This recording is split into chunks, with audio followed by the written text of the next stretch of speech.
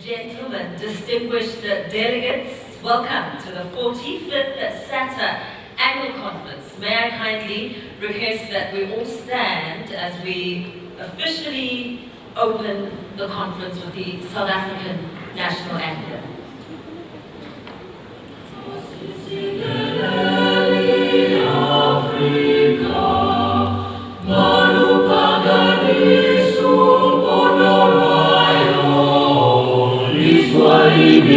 Imithandazo yethu Nkosi sikelena thina lusapho lwayo murena buruga sijabasa Yesu ufedise bintwale paswenye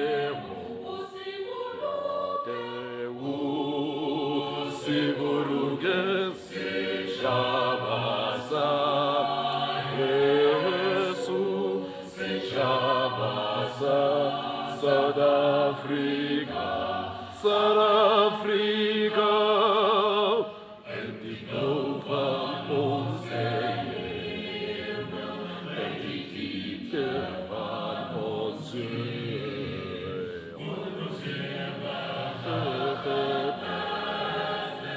and the ganze Anvolk, something called to come together.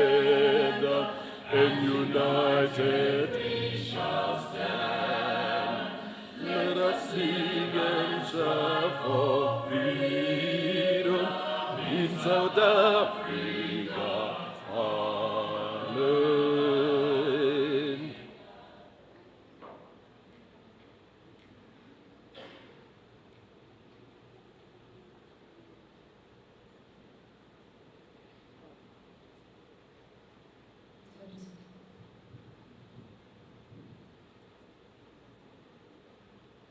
You may take your seats.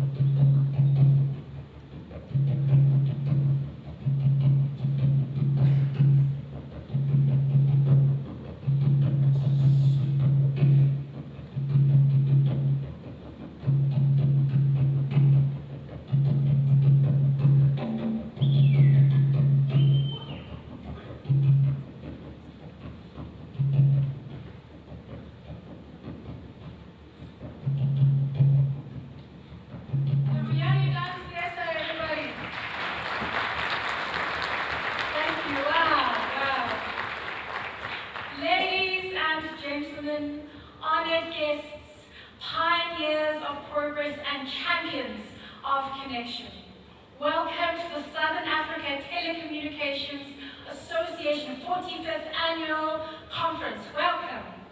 Where the pulse of Africa beats in megabytes and the future is carried through cables, towers, and every hand that dares to reach beyond the horizon. We gather here in the heart of Africa to celebrate something far greater than what we do. We are here to celebrate intention, innovation, and interconnection. For over 2 decades, we have been a silent force, powering unity across the southern regions of this majestic continent, Africa, enabling communication, empowering economies, and elevating communities.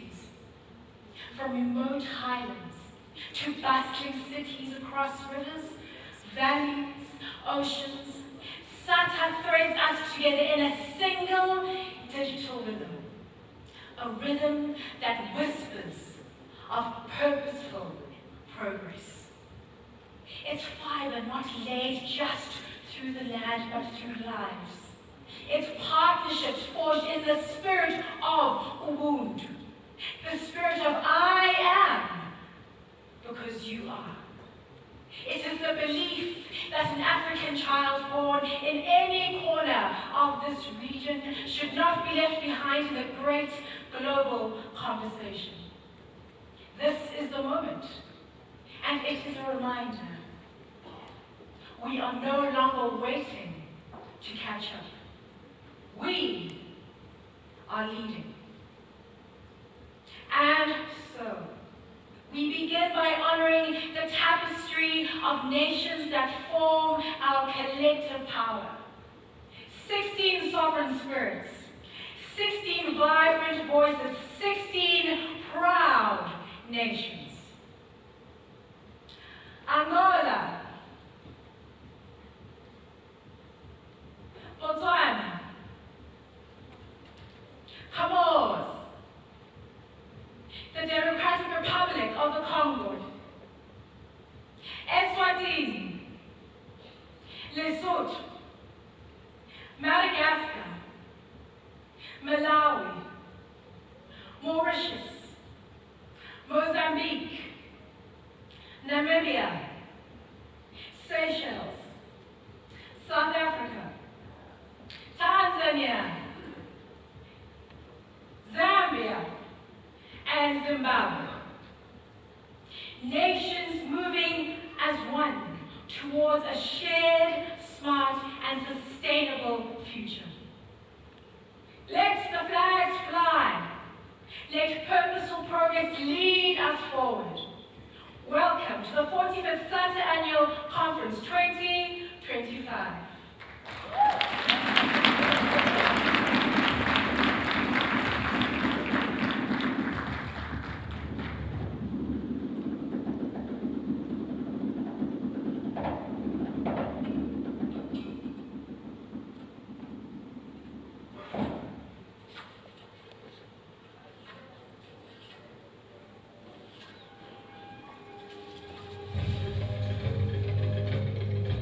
In a world where connection is essential, progress has no limits.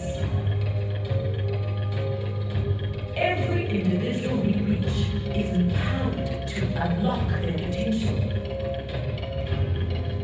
It's more than just connectivity. It's about access that unlocks doors to education and creates better opportunities.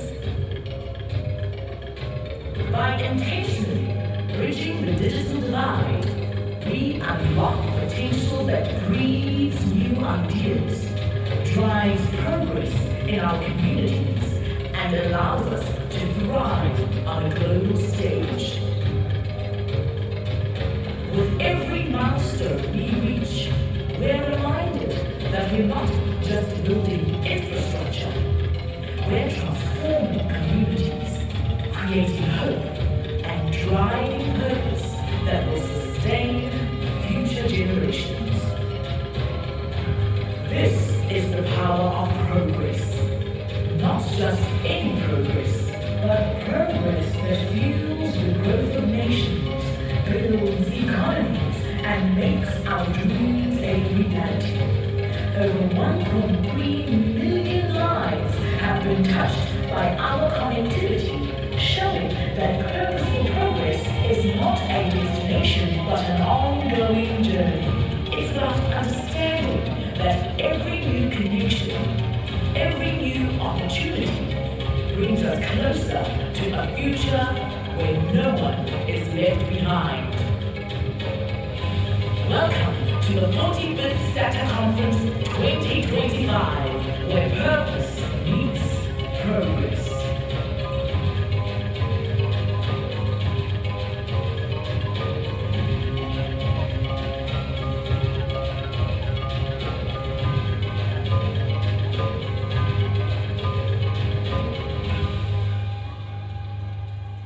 Ladies and gentlemen, distinguished guests, welcome to the 45th SATA Annual Conference. Welcome to South Africa and the richest square mile in Africa. It's a distinct honor to extend a warm welcome to our guests joining us from across the Southern African Development Community region and of course beyond, and to all who are joining us virtually or watching on live broadcast. At this point, please allow me to observe protocol and acknowledge the presence of our esteemed dignitaries and delegates in attendance this morning. The Honourable Minister of Communications and Digital Technologies, Mr. Soli Malatsi. The Honourable Deputy Minister of Communications and Digital Technologies, Mr. Mondi Gurgumele. Honourable Members of Parliament serving on the Portfolio Committee on Communications and Digital Technologies, senior government officials present this morning, Group Chief Executive Officer of Telkom and members of the board, fellow Chief Executive Officers and industry leaders, executive and management representatives from Telkom, BCX and OpenServe, Executive Secretary of the Southern Africa Telecommunications Association, SATA, as well as members of the SATA Council, colleagues from the broader ICT sector, distinguished international and regional guests, ladies and gentlemen, we are absolutely honored by your presence here today. My name is Mpho Sithole, and I am not alone. As you can see on stage, I am joined by Shekliwe Singari, who's our interpreter. Will also be joined by Sarah Klaas, who's also joining us. And I have the distinct privilege of serving as your master of ceremonies over the course of this very significant gathering. It's an absolute pleasure to ensure we all have a safe and comfortable day. We have to get some things in order first. Kindly make note of all the emergency exits, which are clearly marked throughout the room, as you can see if you have a look at various parts of the room. The assembly point is in the foyer, right outside the doors you used to enter this morning. And in case of an emergency, kindly make your way to the assembly point and await those further instructions from the venue safety marshals. The restrooms are located on this floor as you exit to your left. This is a non-smoking venue. Please make use of the designated smoking areas located outside on the balcony. Now, as we get right into the order of things over the next few days, we will engage in the most meaningful dialogue and thought leadership on the critical themes of innovation, infrastructure development, regional connectivity, and collaborative partnerships that advance inclusive progress throughout our continent. All this and more under our theme for 2025, Purposeful Progress. Now, this year's annual conference is centered around ICT, connectivity, and service delivery for the benefit of all, transforming our society through broadband and ICT development. This is an event like no other. It brings together industry stakeholders to realize the vision of a digitally transformed and connected continent. It's an opportunity to check the status of the SADC region's connectivity journey while also highlighting the latest advancements in broadband technologies. It's also a platform to unpack the latest when it comes to consumer and business trends and providing networking opportunities with industry stakeholders. So, brace yourselves for an exciting, insightful, comprehensive 3-day agenda, all focused on the most pressing issues and of course opportunities shaping the region's digital future. To formally welcome you to the conference and share his opening remarks, please join me in welcoming the Executive Secretary of SATA, Mr. Jacob Muno-Dawafa.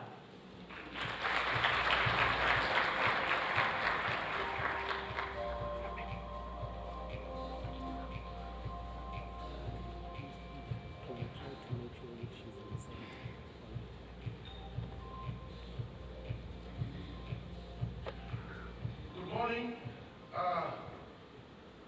colleagues. We thank our personal group for showcasing how rich we are in terms of account and content. And also, we thank our MC, for inviting me to come and deliver as the Executive Secretary of this great association. This year, we are celebrating 45 years since we were established. Our Honorable Minister, our Minister for Communications and Digital Technologies in South Africa, our SADC representative, Dr. George Atiyu, who is representing SADC. Government officials are present this morning. Our SADC chairman, Bofinet, CEO, Mr. Kebaswe Sehole, our Telkom Group CEO, Mr. Serame Takubong, Telkom Group Management, present this morning during this official opening.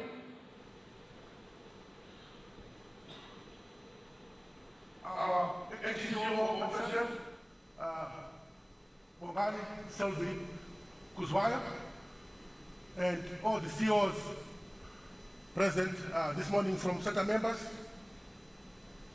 distinguished colleagues from the industry, ladies and gentlemen, members of the media, allow me to say all protocols observed. We thank our Master of Ceremony for leading this program. And as SATA community, first we would like to thank the government of South Africa to allow us to come and gather here in Sandton. The preparations by our host, Telkom Group, and OpenServe went smoothly, and I'm sure you can see that the setup is world class, it's excellent. And thank you for showcasing this and also setting a standard for our future conferences. We thank also Telkom Group and OpenServe for bringing the issues of G20 and B20 into the discussions on digital economy into the conference agenda, because this is going to help us when we go back to our countries to influence our own countries, our own governments, and champion the implementation of the outcome of this conference. So we thank you for bringing this initiative into the conference agenda.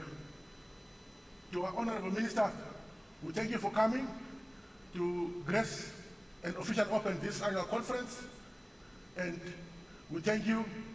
We look forward to your keynote address and also guide us as we discuss our regional programs, projects, and investments. And also, I would like to thank our colleague, our representative from SADC, to come to be with us during this annual conference and help us champion projects, programs, which are going to influence regional integration so as to achieve the desired goals in our region. The conference resources are all provided online, and all the documents are also shared online. To all the delegates, we look forward to your contributions in the discussions, the debates, so that we can shape our digital future. It's us collectively who can make the difference, so that as a region, no one is left behind, so that we connect everyone and also move beyond connectivity. How we use the resources we provide to our citizens. And all what we do, we need to look at our people. How do we influence their lives?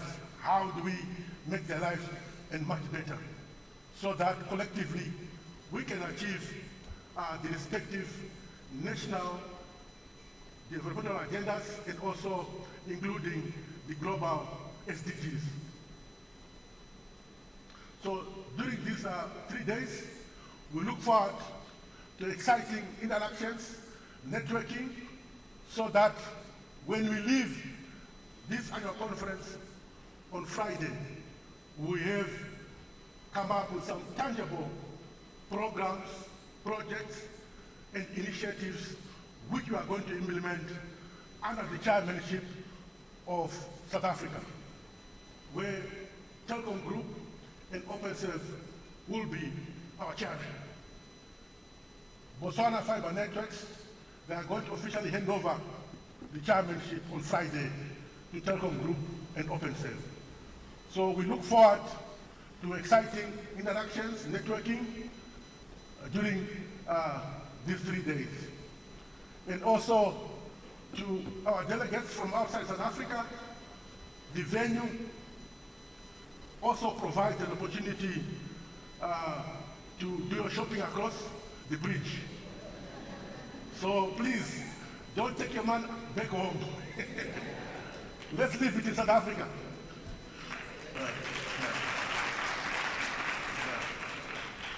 So our host Telkom Group and OpenServe, they've also prepared networking events throughout the conference.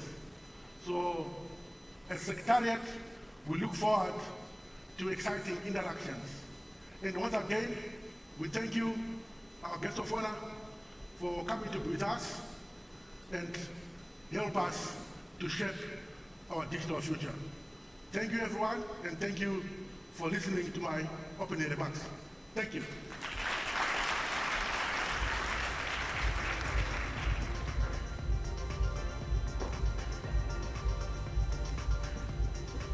Thank you so much.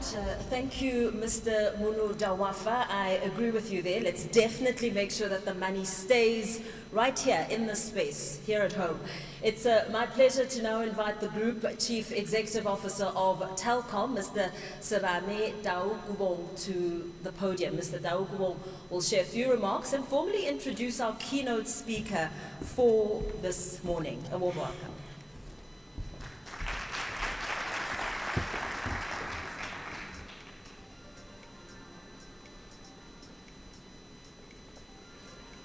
Thank you, Madam Po. Minister of Communications and Digital Technologies, Solly Manazi, distinguished guests, esteemed colleagues, ladies and gentlemen, I stand on existing protocols. It is a pleasure and honor to stand before you today at the 45th Southern African Telecoms Association's annual conference, proudly hosted by Telekom's Group. Minister Malazi, you have rightly emphasized in previous speeches that technology transcends borders, a statement that resonates deeply in today's interconnected world. As South Africa assumes the chair of the G20 Digital Economy Working Group under your leadership, this vision even takes on greater significance. It speaks not only to the transformative power of technology, but also to the importance of collaborative governance in shaping our shared digital future. And in the ever-changing global themes that we see emerging today, it actually even forces me to even perhaps borrow and transform some very interesting African proverbs. Firstly, that it will take a digitally connected village to raise this child called AI. And secondly, rather a close neighbor than a brother across the seas. These powerful sayings capture the essence of why we are gathered today. In the digital age, meaning progress can only be achieved when we work together across sectors, borders, and disciplines, each more inclusive, connected, and resilient digital ecosystems. As we approach the month of May, the significance of this support becomes more profound. Africa is May month, a time where we celebrate unity and progress, and the shared aspirations that bind us as a continent. It is a moment to reflect on how technology can empower us to make us bold, and how development strides can become truly transformational when we are propelled by a common vision and a desire to achieve collective action. This conference holds immense importance. SATA has long been in the forefront of uniting key players within Southern Africa's telecommunications ecosystem. It is here that partnerships are nurtured, regional strategies are developed, and collective efforts are mobilized to drive ICT growth for the benefit of all our people. I am particularly proud to announce that OpenServe, a key business unit of the Telkom Group, will assume the chairmanship of SATA for the 2025-2026 term. It is not just a milestone for Telkom, it is a responsibility that we embrace with great pride and commitment to advance Africa's digital future.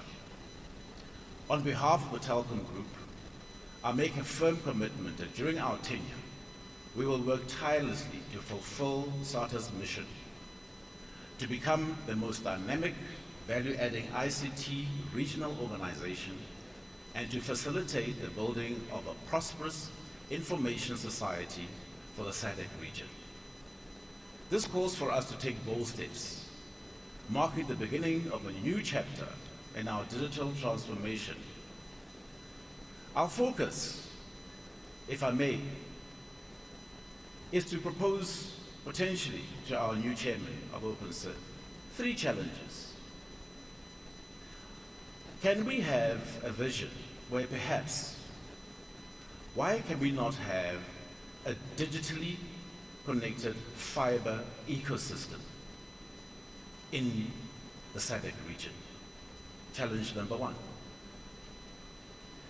The last time I was actually present at the SATA conference, we agreed on roaming tariffs.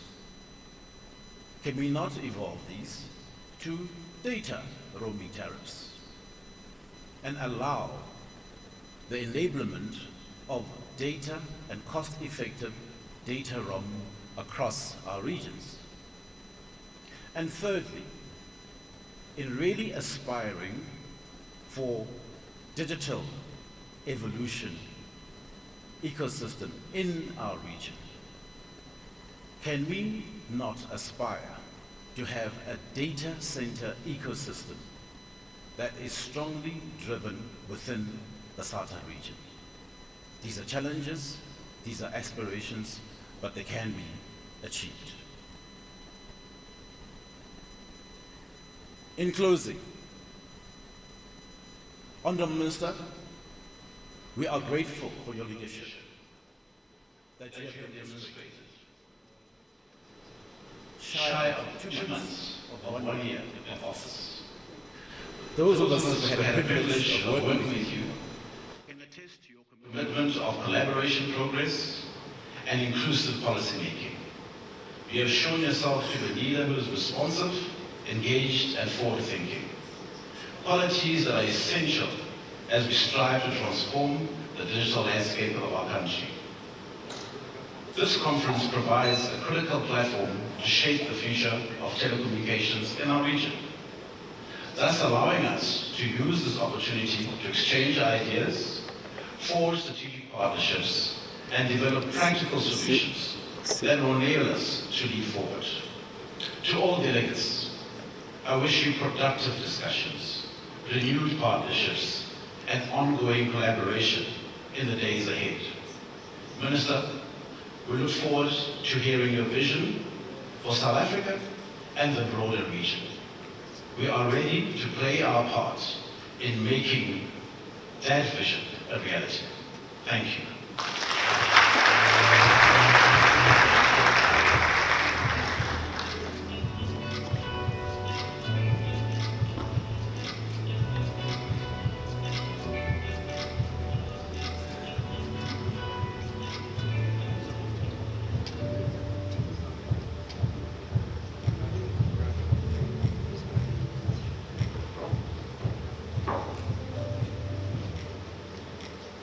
It is now my honor to welcome the Minister of Communications and Digital Technologies, Mr. Soli Malati, to deliver the keynote address. A warm round of applause, please.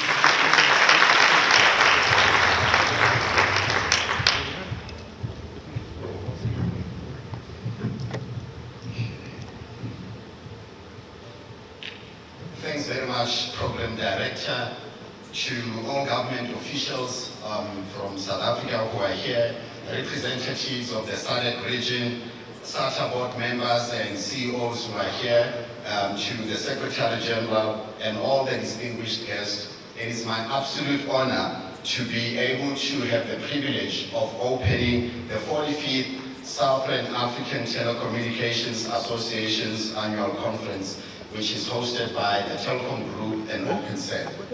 On behalf of the government of South Africa, and more specifically the Department of Communications and Digital Technologies, I'd like to extend a warm welcome to all delegates and guests who are here today.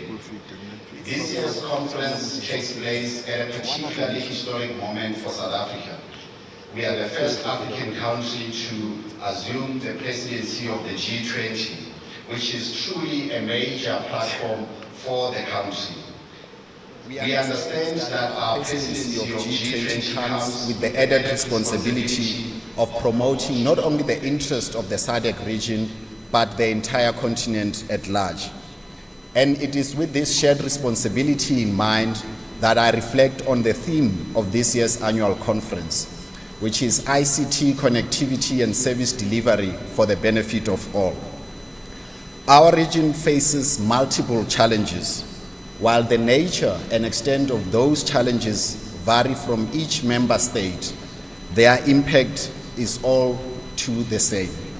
Too many of our people are still denied the chance to reach their full potential.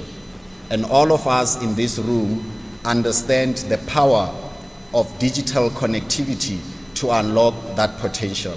It is a mission that informs our approach in this government, and one that we also want to leverage during our tenure of the G20 presidency.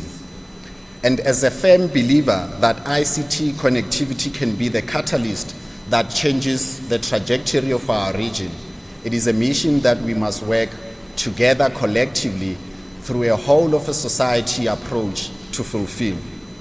From improved access to healthcare, e-learning, access to government services, to economic opportunities, these are all drivers of development in which connectivity plays a crucial role. And as we come together over the next 3 days to discuss various matters, I encourage all of us to remain focused on the very human impact of our work and our collective potential to improve the lives of millions of our fellow countrymen and women who remain locked out of the digital connectivity. I am pleased to note that the deliberations that will take place throughout the next 3 days also include how we connect the SADC region, both regionally and internationally, through ICT infrastructure and services. At a time where isolationism is taking place globally, it is encouraging that the topic of cross-border collaboration remains central to our regional agenda. At a time where the world seems to be pulling apart, it is equally encouraging that we are choosing to stay connected on connectivity. So we are grateful for the SATA leadership for providing this platform to ensure that we can pursue our shared goals and pursue this purposeful progress that is partly the theme of this gathering. Something that is close to my heart is the issue of affordability and accessibility to internet services and devices.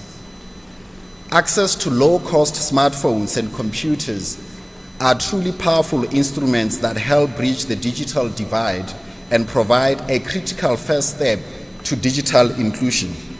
In this regard, I'm proud to highlight that the South African government has taken the first step in terms of removing some of the artificial barriers for access with the removal of the 9% ad valorem excise duty on smartphones priced below 2,500 rands. This intervention serves as an example of the policy levers that governments can use to improve access, but we know that governments alone cannot solve the challenges that continue to perpetuate digital exclusion. It is through working together as partners in a shared mission that we can truly achieve the level of infrastructure investment that is required to ensure that our people can enjoy the benefits of connectivity. Because we understand that connectivity is just the first step. As we work on getting more people connected, we must also prepare for the wave of new technological advances that are shaping the world.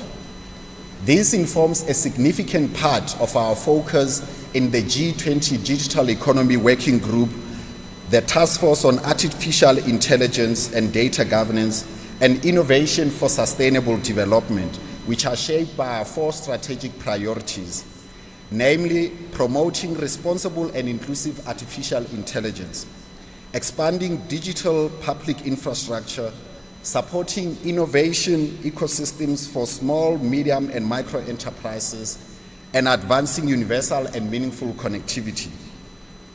These priorities reflect the real challenges and opportunities that our region faces.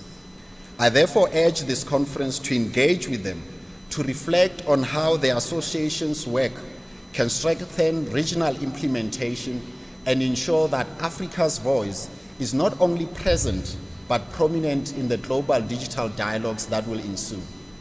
We have deliberately ensured that the G20 Forum includes experts from the African Union, the International Telecommunications Union, and other key forums on the continent because we want to take an inclusive approach in shaping the digital conversations that we need to leverage during our presidency. Likewise, the B20 offers a critical avenue for business and industry players in the SADC region to contribute their insights and their expertise. To this end, the appointment of the Telkom Group CEO to the local panel on business advisory means that the local telecommunications sector has a direct channel of influence in shaping the future of global digital economy.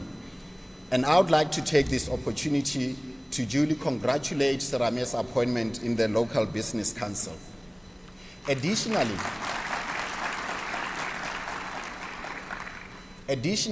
as delegates to this conference, your insights are key in shaping a collective approach to leveraging these emerging technologies for the benefit of all our people on the region.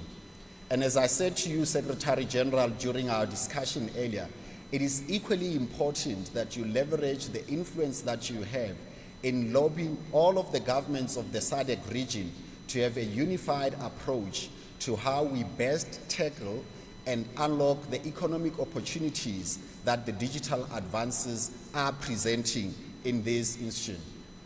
I'd also like to congratulate and offer our full support to OpenServe and the Telkom Group as they take the presidency or the chairmanship of SATA from 2025 to 2026. My department and I stand ready to work alongside with you in delivering meaningful digital transformation in our region. I'd also like to take this opportunity to urge all operators and industry players who are yet to be part of SATA to join this collaborative platform.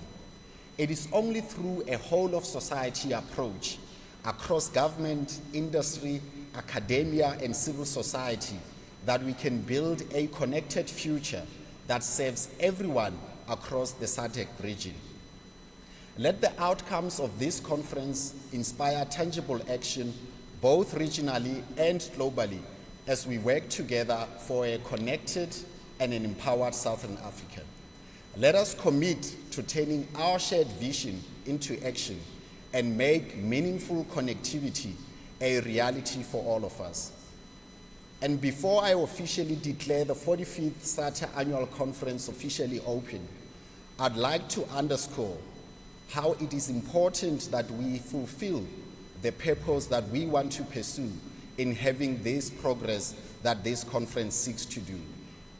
We dare not fail in seizing this moment because all of us in this room, from innovators to leaders to government officials, we represent a generation that has a responsibility to close the digital divide that exists on our continent.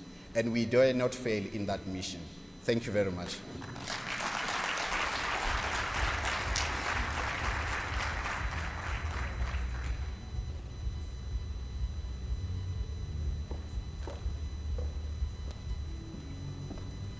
Thank you very much, Minister. Let us dare not fail in seizing this moment and taking full advantage of the magnitude of this platform. Now, the conference is premised on the culture of exchange and networking. We intentionally want you to engage. It's a fantastic platform to network, engage, explore, and really shape the sector. As the speakers and presenters take us through this content, keep making those notes as we will open up the floor for a Q&A session here and there as the opportunity arises. To extend a formal welcome on behalf of the Southern Africa Telecommunications and Association, please join me in welcoming the Chief Commercial Officer of BoFinNet, Mr. Gabetwe Sehwane.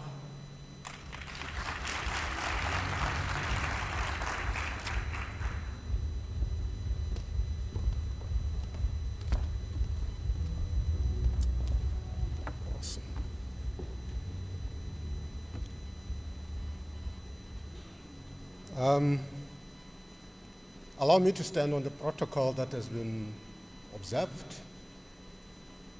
but I'd like to singularly acknowledge the presence of the Honorable Minister, Re Soli Malati. Allow me also to recognize the Group CEO of Telecom, the Executive Secretary of SATA, and all of you, you are distinguished, ladies and gentlemen, you are recognized. I feel welcome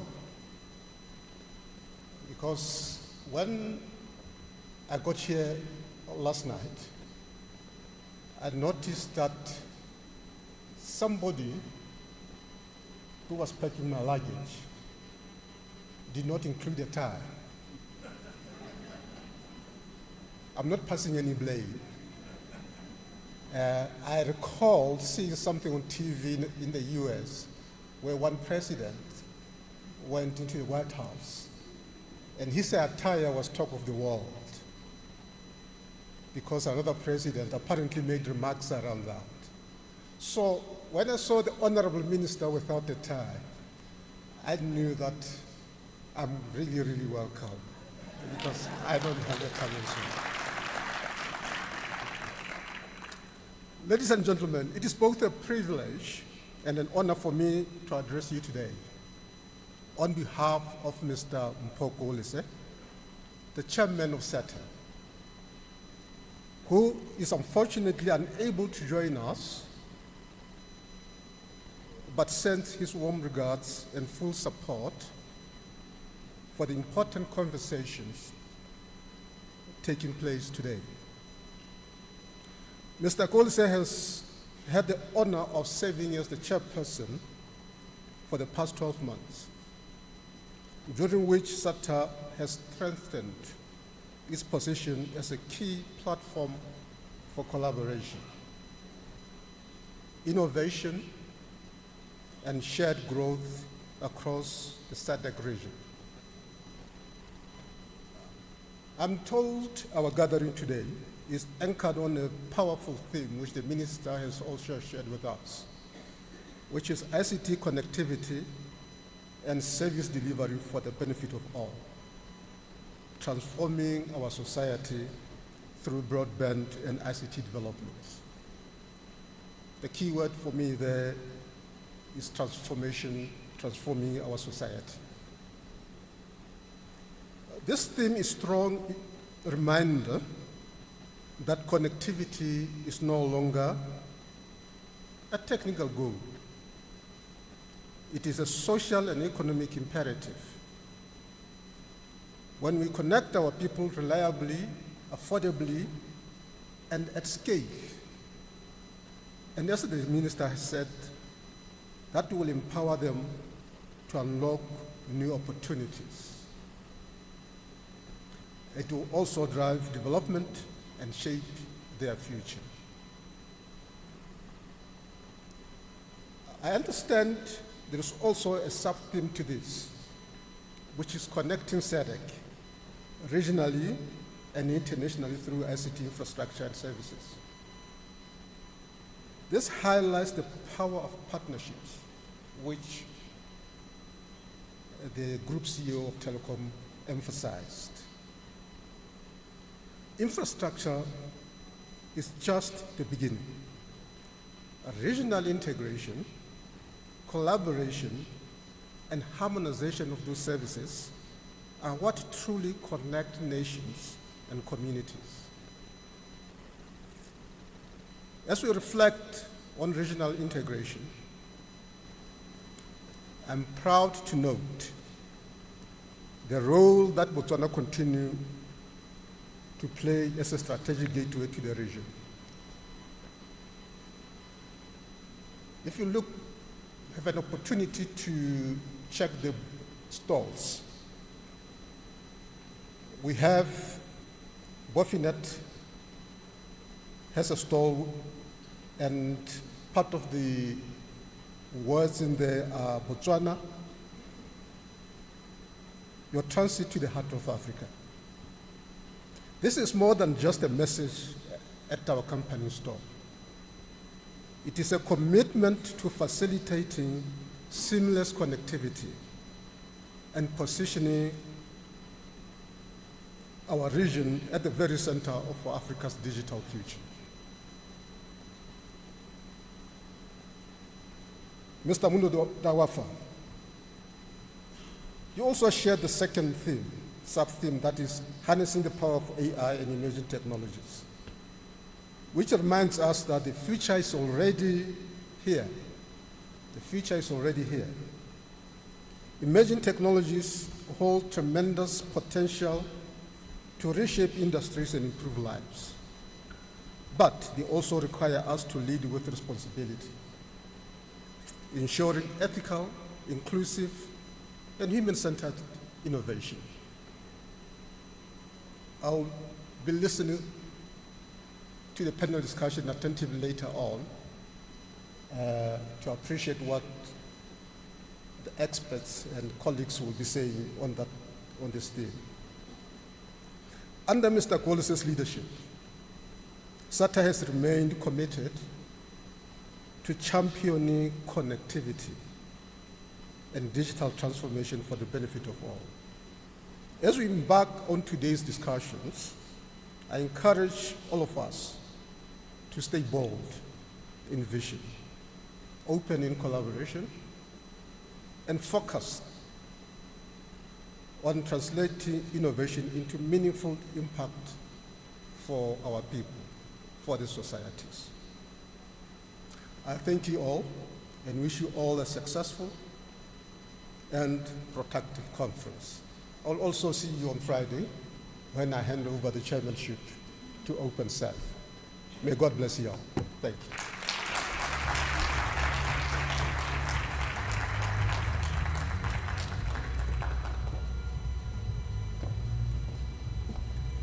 Thank you very much, Mr. Gyabetswe Sehole. Ladies and gentlemen, if you'll allow me to, of course, make a few acknowledgements as well, as we have the DG of the Department of Digital Technologies, Nonkubela Jordan Gianni, amongst us this morning as we acknowledge some of our guests. Mr. Sehole is quite right in emphasizing the importance of connectivity no longer being a technical matter. We can't just leave it on that that it's too technical. It's a social imperative. And of course, unlocking opportunities is at the center of it all, and ensuring that there is transformation in the space. So as we continue, of course, to speak this morning and, of course, reflect on some of the big topics of the day, we know that as we look through the course of the day, a panel discussion will also be taking place as we continue to engage and, of course, interact with the topics at hand. And I also like what the Minister, Soli Malatsi, had to say about connectivity, saying that it's just the first step, only the first step to preparing for a new avenue of technological advances. So a fantastic platform to engage on those topics, interact and network as we continue with the order of the day. So please allow me, as we continue the day's proceedings with an address from the SADC secretariat, please join me in welcoming Dr. George Athieu.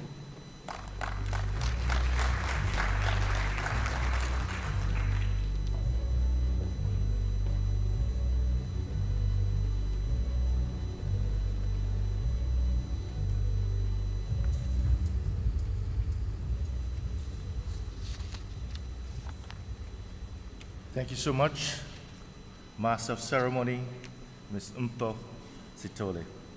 I wish to stand on the salutations and protocols that have been duly provided by dignitaries who have spoken before me.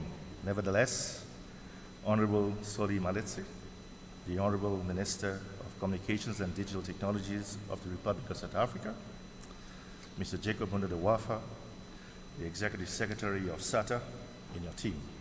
Invited guests, both physically present with us here today, as well as those who are following us online. Distinguished delegates, ladies and gentlemen, bonjour, bon dia, and a very good morning to you all. It is indeed an honor and a privilege to be given this opportunity to deliver a few remarks, greetings, and a message of goodwill at the 45th SATA Annual Conference on behalf of the SADC Executive Management and indeed my own behalf. My principals convey their warmest greetings and best wishes for a successful 45th SATA Annual Conference. First and foremost, on behalf of the SADC Secretariat, I would like to thank SATA Secretariat under the leadership of Mr. Jacob Munda de Wafa for the work undertaken during the financial year 2024-2025 in supporting the implementation of the SADC Regional Indicative Strategic Development Plan, in short, RISDIP 2020-2030, in particular Pillar 2, which is infrastructure development in support of regional integration. SATA is commended for its effort However, you would agree with me that there's more to be desired for the ICT sector. Distinguished delegates, ladies and gentlemen, I am pleased to inform you that the theme endorsed by the 44th Summit held on the 17th August 2024 in Harare, Republic of Zimbabwe, is promoting innovation to unlock opportunities for sustainable economic growth and development towards an industrialized SADC.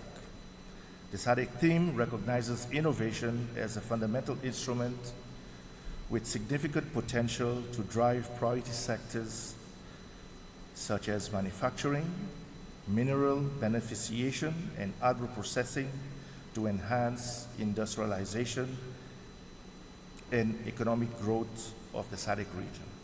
In this context, ICT sector is and remains a critical sector, ever developing and packed with innovation and emerging technologies to implement this SADC 44th Summit theme. Moreover, we should also ensure that we leave no one behind in terms of affordable access to meaningful ICT connectivity in our digital transformation process to an inclusive digital economy, and deliver on the SADC aspiration of sustainable industrialization. In this manner, everyone can play its role in SADC's economy. It is also encouraging to see SATA, Secretariat, has aligned one of its sub-themes of this conference, namely harnessing the power of artificial intelligence and emerging technologies, with that of the SADC 44th Summit theme. At the end of each SADC financial year, that is around March, the Infrastructure Directorate and all its subsidiary institutions and international cooperating partners, ICPs, converge to an infrastructure retreat to take stock of progress made on the implementation of SADC prioritized projects and programs, to reflect on challenges encountered, visit key regional infrastructure projects of the 5 infrastructure sectors, to share knowledge, and most importantly, to think and strategize collectively on how best and how quick to advance SADC infrastructure as a strategic enabler to regional integration and economic prosperity that improve the lives of all citizens now and for the years to come. During your last AGM, a call was made for SATA's participation in the Infrastructure Retreat 2025. SATA Secretariat is commended for a presentation on Towards a North-South Corridor Gigabit Network that was delivered virtually by Mr. Jacob Wunderduwafa during the Directorate Infrastructure Infra-Dialogue Series on the 26th March in Namalundu, Lusaka, Republic of Zambia. This dialogue series is one of SADC's initiatives in its continued efforts to promote insightful, meaningful, and impactful stakeholder engagement, dialogue, cooperation, and networking among policymakers and strategic industry players towards the realization of the region's infrastructure development goals and implementation of the SADC Summit theme. For next year, SATA is requested to support the event in a similar manner that other sectors and ICPs are doing so, and to also facilitate study visits to ICT infrastructure projects that you are implementing. Distinguished delegates, ladies and gentlemen, I would like to take a minute to make reference to SADC RISDIP prioritized projects approved by SADC Council in August 2023, which have been identified to bring about critical and meaningful impact to the livelihoods of SADC citizens. These priority projects should be the core focus of the region, and I seize this opportunity to request SATA's intervention. For the ICT sector, there are 11 ICT prioritized projects. of which 4 are new. I would like to address only 2 in view of the limited time. One, the SADC Shared Satellite Communications Network, which is ongoing, and secondly, the SADC Regional Carrier-Neutral Data Center. Let me start with the second one. The SADC Regional Carrier-Neutral Data Center has been rebranded to SATA Carrier-Neutral DC, in view that the implementers should come from the private sector. This project was conceived by SADC Secretariat and SATA way back in 2020 and was submitted to the second PIDA Priority Action Plan, PIDA PAP 2. The project was approved by AU Heads of State and Government Summit in February 2021.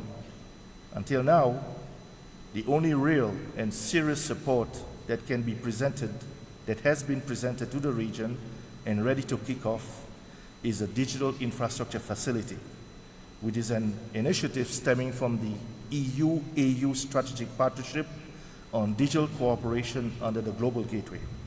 I therefore urge SATA members to consider the DIF technical and financial assistance to jointly build these carrier-neutral, climate-resilient, and green DCs for obvious reasons. I look forward to SATA members pursuing the implementation of these SATA carrier-neutral data centers across the entire region. Please respond to the expression of interest of SATA, which has been posted on this project. All SATA members have their own data centers. However, you will jointly operate a SATA carrier-neutral data center, which will be new waters for SATA. This project will be an agenda item under the morning session of Day 2 on Thursday. Secondly, the SADC Shared Satellite Communications Network.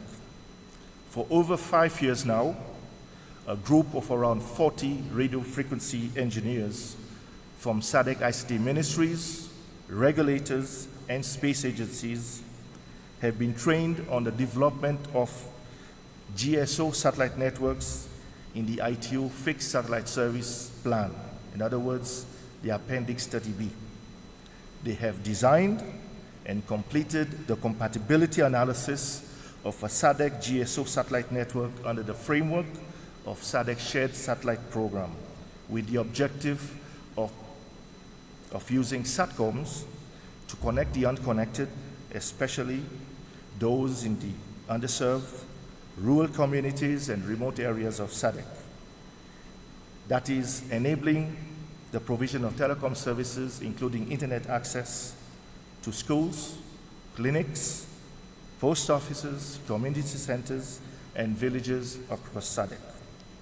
8 candidate orbital locations have been considered for the SADC Shared Satellite Network under the application of a special procedure of Resolution 170, Revision WRC 23. SADC ICT ministers in their meeting on the 28th February last month approved the submission of these satellite networks to the ITU Radio Communications Bureau, and Angola will be the notifying administration on behalf of all SADC member states. SADC member states, guided by the SADC Secretariat and supported by ITU Radio Communications Bureau experts, have developed this scarce space resource to the fullest extent. 800 megahertz of bandwidth in the C and KU band, and with attractive Earth station antenna sizes for the ICT sector. My 2 cents, this is an opportune time for SATA to start thinking of the role its members will play in the implementation of the SADC sub-regional satellite system, similar to what the Arab countries have done with Arabsat, EU has done with the Eutelsat, and the Russian countries have done with Intersputnik. Distinguished delegates, ladies and gentlemen, SATA is encouraged to prepare a project proposal to request support under the EGEE ICT program for your business model implementation. In February earlier this year, the SADC Model National Emergency Telecommunications Plan was approved, and it is to be domesticated by member states within 24 months. The SADC Model NETP is the guiding strategic instrument for the region to enable member states strengthen and enhance their emergency communications capabilities and preparedness. SATA members have a key role to play in the operationalization of NETP in each member state. Several ministerial decisions were made on NETP, which involve SATA. This includes for SATA to coordinate and facilitate cell broadcast SMS early warning system, trials on an annual basis among young members in line with the region guidelines, and SATA is to share their experience via a report to be submitted to the next SADC NETP and Early Warning for All workshop to be convened in November this year in Mozambique. Note that the United Nations Early Warning for All initiative is to be in place in all countries around the globe by 2027. Distinguished delegates, ladies and gentlemen, on the 1st of April 2025, this month, we celebrated 45 years of deepening regional cooperation, integration, and development in SADC. So, since 1980, SATA has been supporting SADC through thick and thin, plus always being at our beck and call. Thank you so much, SATA.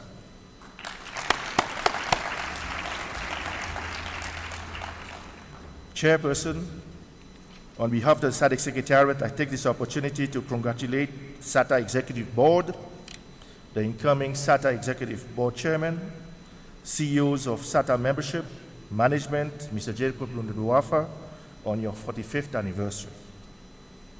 I humbly look forward to more SATA contributions towards the SADC Regional Integration Agenda for the coming year under the stewardship of the incoming SATA Chairman, Mr. Selby Kuzwayo, the acting CEO of OpenServe Telkom Group South Africa, as well as Mr. Serami, the Telkom Group CEO. I wish SATA a great and productive 45th SATA Annual Conference. SADC Secretariat looks forward to the continued support of SATA in the implementation of these two RISDIP prioritized projects I just mentioned, projects from SADC Rhythm Step 2 as well as SADC Digital Transformation Strategy that will ensure that by 2030, no one is left behind in terms of ITC services, even during a disaster. SATA's role remains critical in the attainment of SADC Vision 2050 through SADC Regional Integration Agenda. Mucho obrigado, merci beaucoup, and thank you for your kind attention.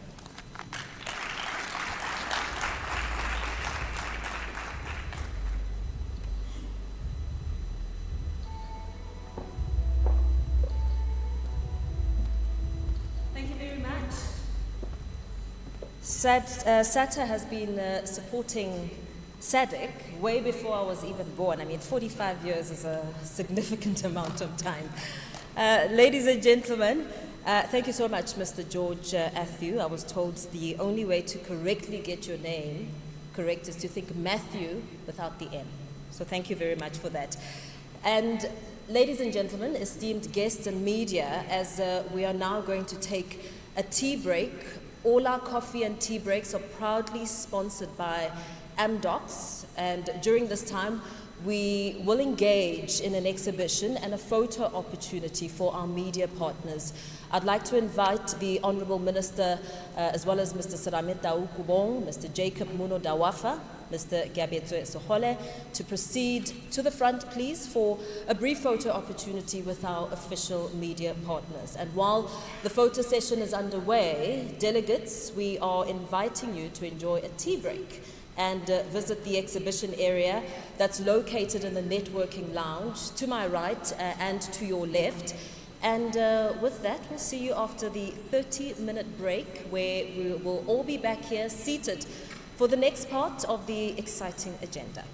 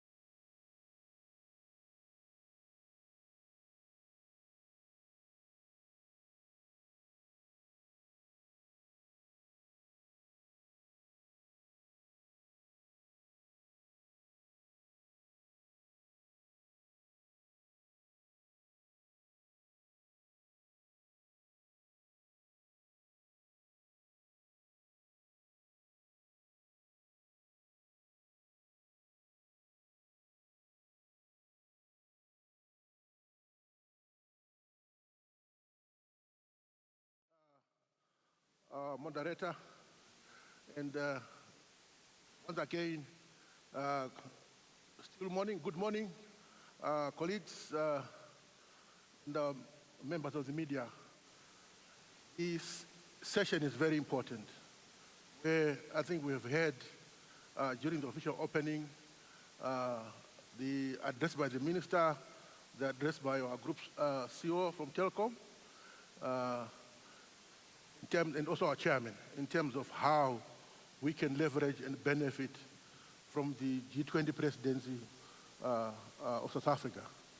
So this is an opportunity for us, as a region and also as Africa, to unlock the potential opportunities for us to advance our digital economy programs and make sure that as a region we compete with the rest of the world.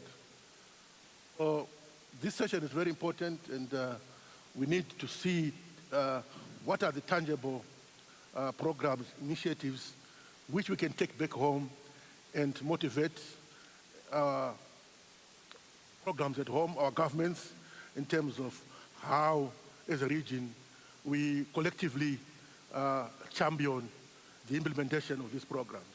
So this is very important, and we do have our panelists. They are going to share with us insights, their views on how we can benefit on this G20 presidency, especially on the digital economy pillar.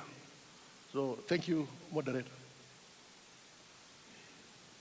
We've listened to a number of our panelists speaking on this very podium about the significance of this platform and the kind of magnitude it carries as we ask the questions and, of course, make connectivity and the opportunities that come with the discussions, the robust discussions on this podium, but of course within the audience itself. Perhaps, Mr. Serame, let me ask you, Mr. Serame Taukubong, if your recent appointment to the B20 Business Advisory Council is a clear recognition of Telkom's leadership.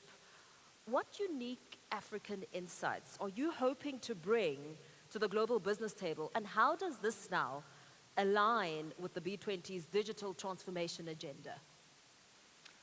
Thank you, Vo, for your question.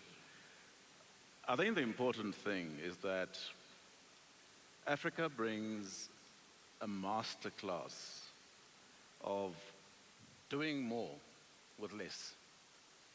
And I think that's what we hope to bring on board, particularly in the key agenda of what digital transformation requires. There are three pillars. It's about investment, it's about inclusion, and about innovation. And the key part on the inclusion part is really what are the key elements of inclusion.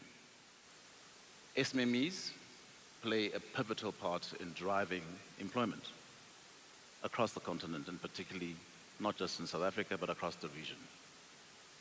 With that comes youth and youth empowerment, which is important in driving the digital transformation. And the biggest passion of all that we have is gender and gender inclusion.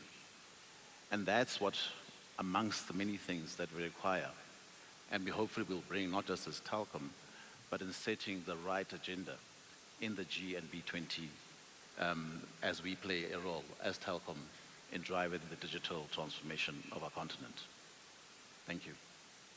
You spoke about how it will take a digitally connected village to raise this child called AI.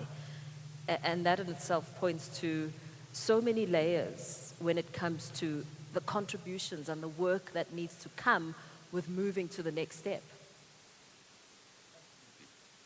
And I think if you, am I still here? So I think if you talk about, when I say the continent has taught itself to do less with more, just look at how this continent has leapfrogged using mobile technology to provide that access, but we need more. If we look at the demands of what AI talks to, the underlying principles of that is access to large elements of connectivity. And the connected village becomes a critical enabler of that. But that requires significant investment, obviously, in connectivity.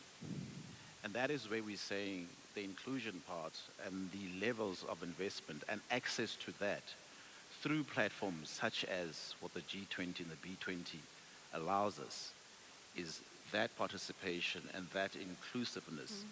And what's key for us is, yes, policy creates the frameworks, but the partnership of private entities in driving that collective ambition is what we hope to achieve. Absolutely.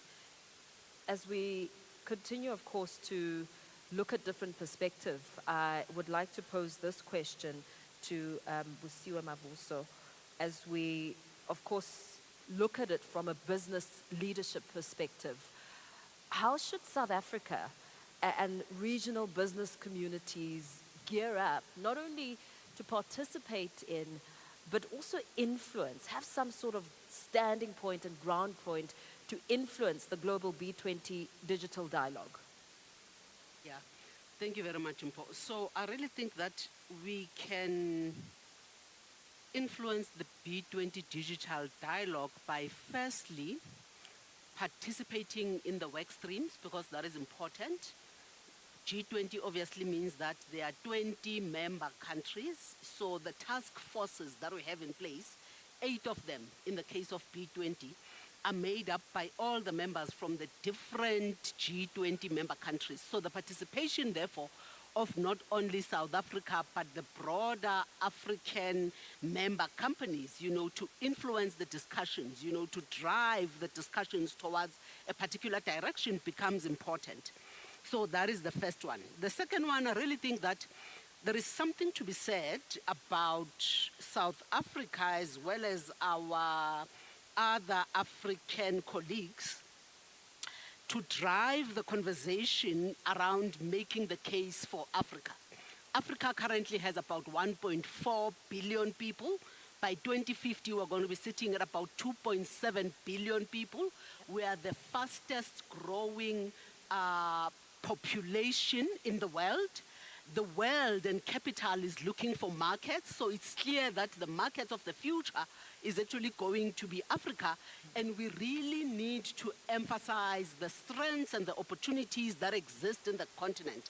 If you're sitting with 60% of a population which are below the age of 35, that is definitely a strength and an opportunity that actually can be cultivated. Yeah. Because it says in the next 25 years, which is 2050, the global labor workforce is going to be coming from Africa. 1 in 4 people in the world in 2050 are going to be from Africa. So I really think that there is something to be said around driving that narrative and around highlighting the importance of Africa as a continent of the future and as the market of the future. Yeah. I think when you look at the stats that are actually out there, they talk about the fact that when you look at the 20 largest growing economies in the world, 9 of those economies are in Africa. So that in and of itself also presents opportunities, to say, how do we then influence the discussion? How do we shape, some of the conversations, and how do we ensure that we actually highlight the importance of the African continent? But I think the very important one for me is ensuring, you see, it doesn't make sense that we are going to continue to try and position Africa as a continent of the future and as a market of the future if we don't get our act and our house in order as a continent. So while you continue to have incapable states as Africa, while you continue to have infrastructure issues, while you continue to have, issues of energy security, water scarcity, transport and logistics challenges, and so forth, we can't therefore position ourselves as an investment destination. While you have institutions, in the public institutions in the African continent and in South Africa that are dysfunctional, like SATA, for instance, in the South African perspective, it doesn't help trying to drive the digitization agenda and the digital transformation agenda. You know, the minister and the DG are doing a very good job of trying to ensure, you know, that SATA is possibly, you know, well capacitated and that it can service the public sector, and it can ensure that South Africa can be a capable state. But while we still have institutions like those which are undermining our opportunity as a country to can actually ensure that we're a capable state and we can achieve the investment that we need, then it's actually going to be a useless exercise. So we need to look within for us to be taken seriously, and we need to fix the messes that we have in our countries. Thanks. And with those efforts to get the house in order and really identify the loopholes so that there is some sort of improvement, that we do have something to put forward, how can the B20 platform come in to help elevate African innovation ecosystems to compete globally? You know, as soon as you have done the work of positioning South Africa as an investment destination and the broader African continent, you are therefore in a better position to elevate, you know, innovation by attracting or by ensuring that investment can actually come to the African continent. Because in positioning Africa in the broader African continent, you are therefore sending a message which says, Africa is a jurisdiction that matters. Africa is a continent that is on the mend. Africa is a continent that has a lot to offer. You know, it is a continent that is worthwhile, you know, for the investment that is actually much needed. So I really think that the two go hand in hand, because you can't position and try and elevate the African discussion while you actually don't have your house in order. So I really think that as soon as we have done a good job of ensuring that we highlight the case for the African continent, you therefore have an opportunity to can actually bridge that divide and to actually ensure that investment can come to the continent. Thank you. With that, Kulagani, perhaps let me bring you into the conversation with Busa engaging heavily in these G20 discussions. And as we, of course, take stock of what Musiwe has had to say, you can't elevate the African discussion without getting your own house in order first. What policy interventions do you think government needs to prioritize to strengthen Africa's digital infrastructure and competitiveness? Thanks, Paul, and good morning, everybody. So, like Busi, I am in the private sector, but we do engage with government, the South African government, quite intensely. So let me first relate to you a brief story. I'm probably the only person in this panel who comes from a rural village, and so every month I drive a couple of hundreds of kilometers going to Jozini, which is where home is. Very often, you will see beautiful cars suddenly on the side of the road because they've hit a pothole and they need to be fixed, right? So it doesn't help to have a really beautiful, expensive car if the infrastructure in which you're going to run that car just doesn't match the standard, if you like. And so I think it's important that there is investment in the appropriate infrastructure to drive and to enable economic activity of different kinds, without which, as I've said, you will have these really expensive vehicles that are not able to move because the infrastructure is simply not there. We have been working with government in partnership to try and solve some of the infrastructure problems ranging from energy to transport and logistics. And what we've learned there is the importance of partnerships, public-private partnerships, because the nature of the infrastructure that's required, the scale of investment that is required to get us up to the level that is required is simply cannot be delivered, cannot be financed by any one sector working alone. True. And so coming together as government and business and making the necessary investment, leveraging the strengths of the different parties to deliver this world-class infrastructure, enable digital transformation is absolutely critical. Thank you. As you highlight the importance of collaboration, partnerships, how do you think regional business associations can now better engage with policymakers to influence Africa's digital transformation priorities at that G20 level? I just think that we need to be very pragmatic about things.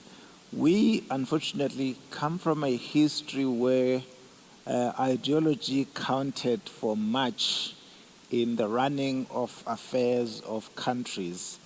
And so we come from a country where certain things were meant to be run by the public sector, by governments, and business had no business coming close to certain types of activities. That has held us back as a country, certainly, and as a continent.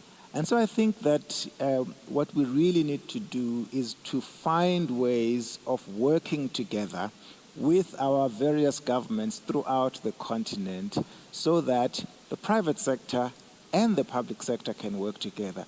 If we hold on to ideology that says, no, this must be a state-led development, we will forever be behind the curve.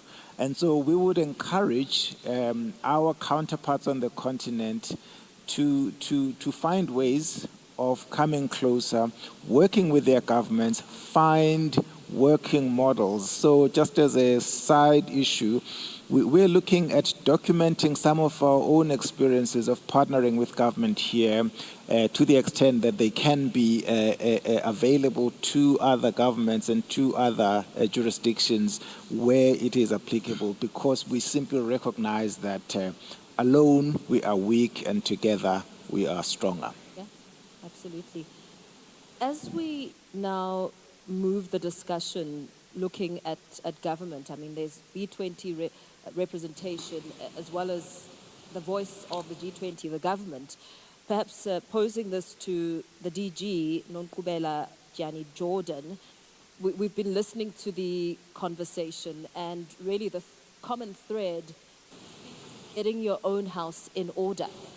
So as a representative of government, how is South Africa positioning itself at that G20 to ensure that Africa's digital development challenges and opportunities are not sidelined? Because all eyes are on the G20 here for the first time in South Africa, on the continent.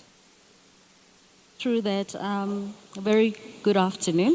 So it's afternoon. Bon dia, bonjour. And congratulations to SATA and Telkom for the hosting of this 45th SATA conference. You know, I think as South Africa, we've always been conscious of when we take onto the global stage the key developmental agenda. And similarly, I think under the G20 presidency, we have been affirming that. And the focus is on the challenges of our continent and the need for an interconnected and inclusive approach amongst the world leaders, as we'd have them. So G20 is not just any group of countries, but you're talking about the top 20 developed nations. And just to also indicate, we've also included the AU from last year's G20 presidency under Brazil. So in essence, it's 21 countries or 21 members.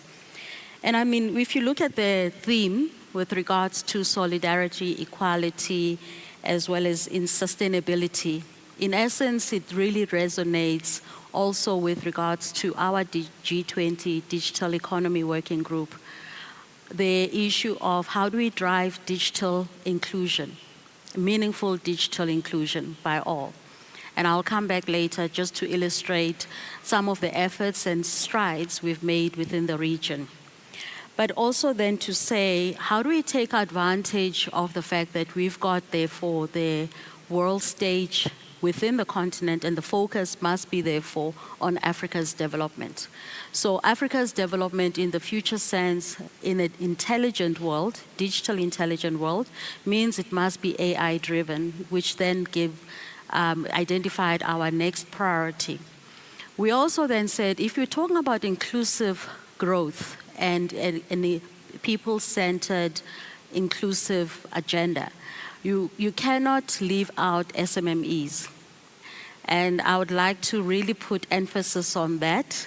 Also to the SATA leadership under Jacob to then say, I hope as you growing SATA, the association, you're also going to bring on board as many of the SMMEs as possible.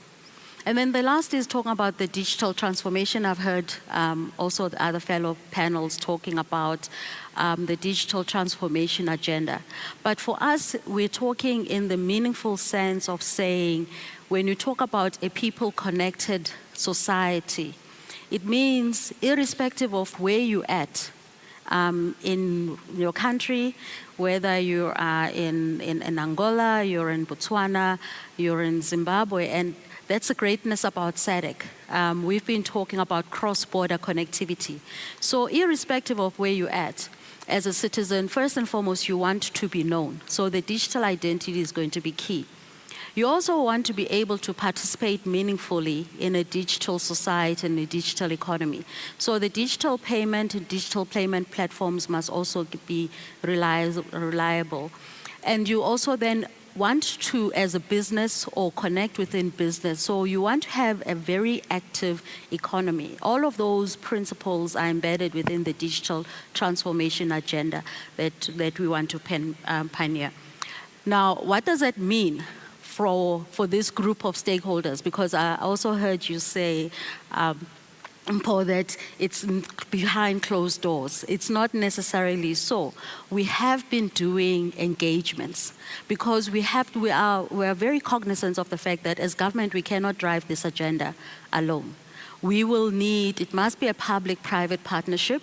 There has to be drivers. But we are not going to identify agendas in silos either. It has to be meaningful, and it has to be an agenda that I'm hoping my CEO of Telkom is going to champion going forward, to really then resonate, to then say, even post South Africa's G20 presidency, and even post, as you said, hosting this on behalf of the continent, then our partners, which is then business, are able to drive this agenda forward. We will then be able to, in the next cycles of the G20, within various other presidency, give progress updates to then say, where are we with regards to South Africa's presidency, as well as the strategic goals that we've identified.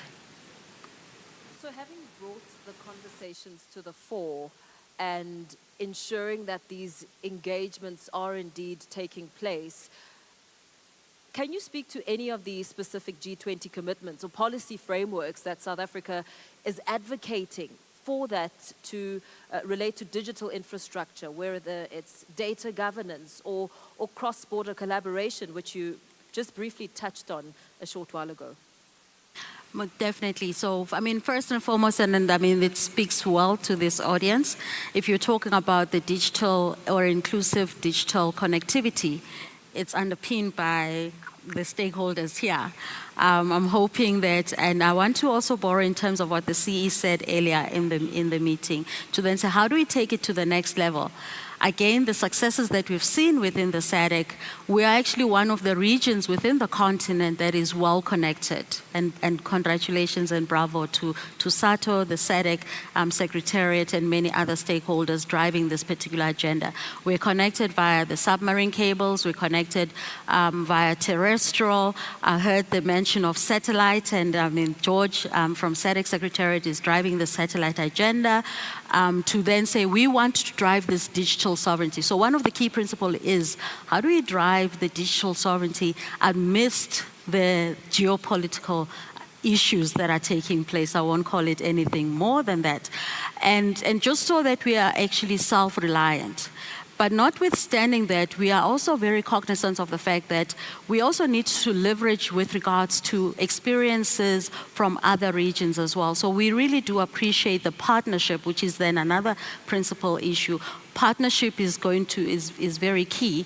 Partnership that we have from the EU, partnership that we have from the West, partnership we have from the East, but also even partnership amongst the various stakeholders within our region to really drive this digital connectivity. And when we talk about digital connectivity, it was then the issue that the minister mentioned earlier.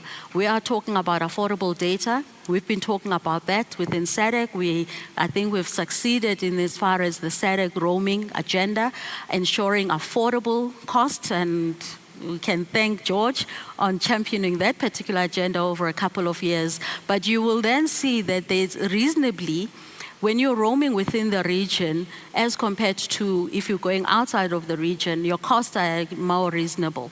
If not, have a discussion with him afterwards and lay your complaint. But then we're also talking about affordability of devices as well as affordability of data.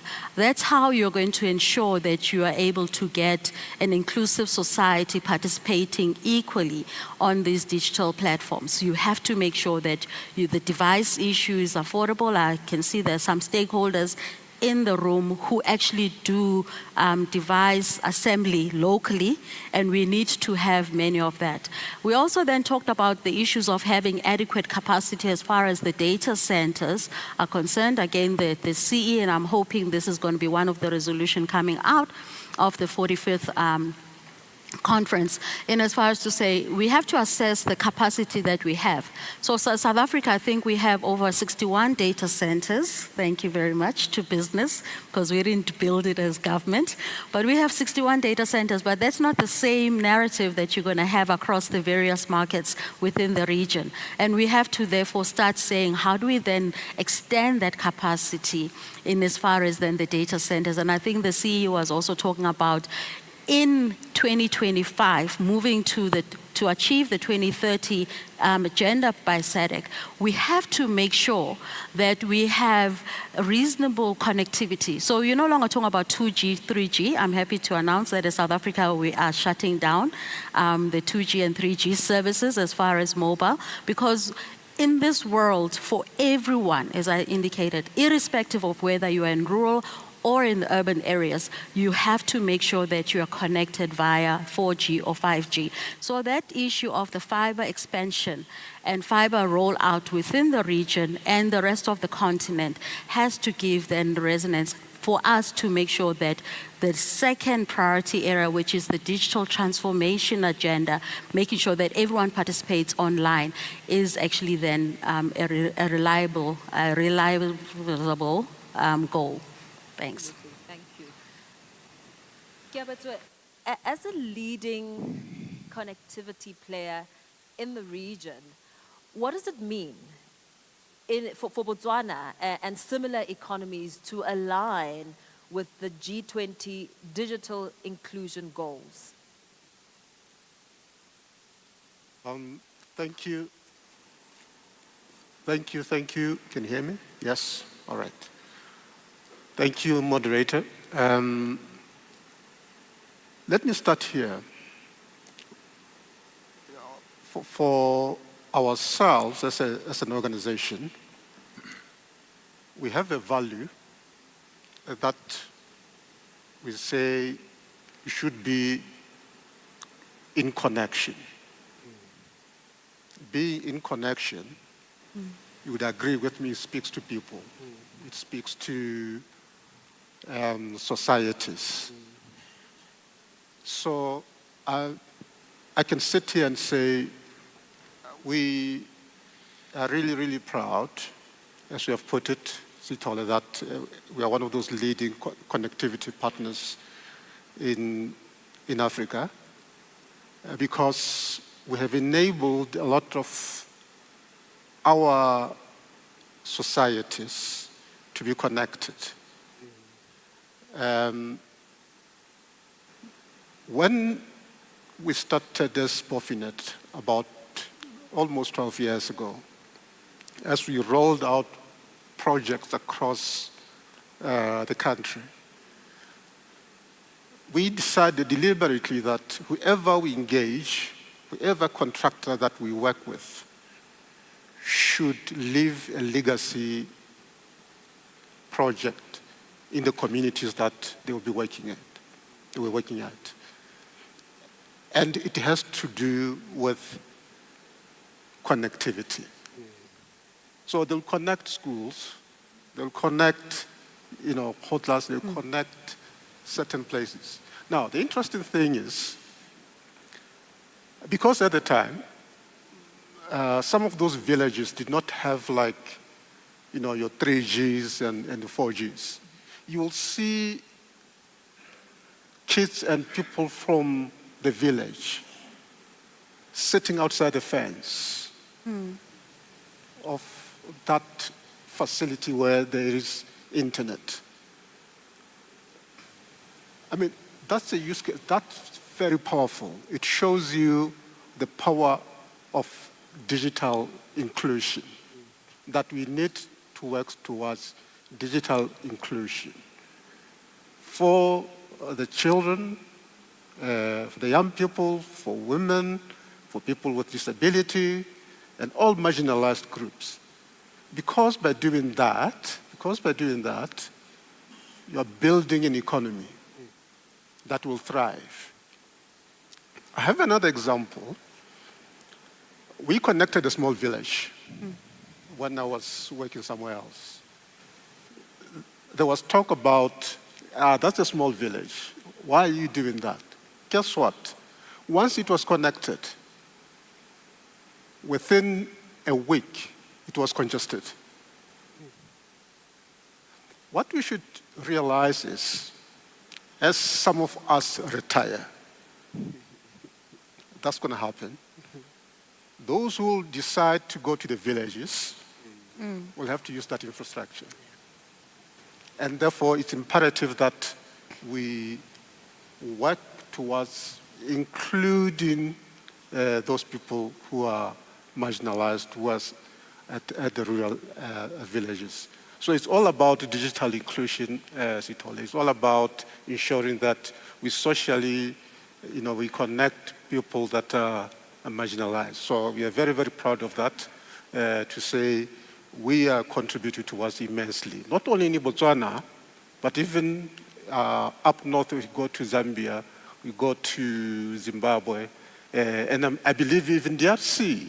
Because remember, the hyperscalers are sitting here in South Africa, in the data centers in South Africa. All the content that we consume is sitting here in South Africa. Yes. So Botswana is a gateway to the north for those companies that are operating there to access content that is sitting here. Yeah. Thank you very much. You've painted a very vivid image of rural South Africa, and the image that you paint, I mean, together with Kulekani, he also mentioned the infrastructure challenges traveling in rural South Africa, but the queue of people standing around a building hoping to access internet services is not only unique to rural South Africa. We've seen it in our townships where people are facing the same situation.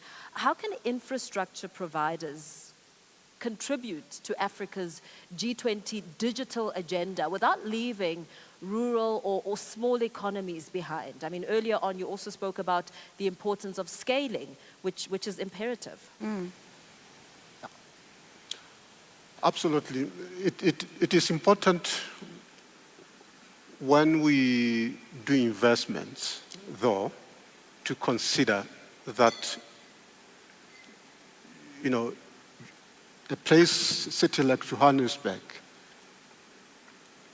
is not the same as a small rural village. You have to consider, obviously, the technologies that you're going to deploy in these two different places. Yes, for Johannesburg, you got your 5Gs, you got your LTEs, you got your fibers and so on and so forth. But when you go to a rural, small village, there has to be some consideration of what technologies you're going to deploy. It's not cheap. Remember, some of these organizations are in business, and therefore they will not consider making investments in areas where they won't get any return for investments. And more or less, so that is, in most cases, that is left to the governments to be able to fill that gap. So in my view, wireless radio communications, satellite services are critical in bringing that divide, in including the people that are living in the rural areas, so that they are part of this digital economy. I tell you, and I'm aware that there are quite a number of countries that have progressed in terms of this digital inclusivity. Our government has followed suit, and we have a program they call Smart Botswana, where we connect almost all the villages with Wi-Fi connectivity, schools, both from primary to secondary, tertiary institutions, Khotla, as we call them, clinics and hospitals. So when somebody comes maybe from Germany as a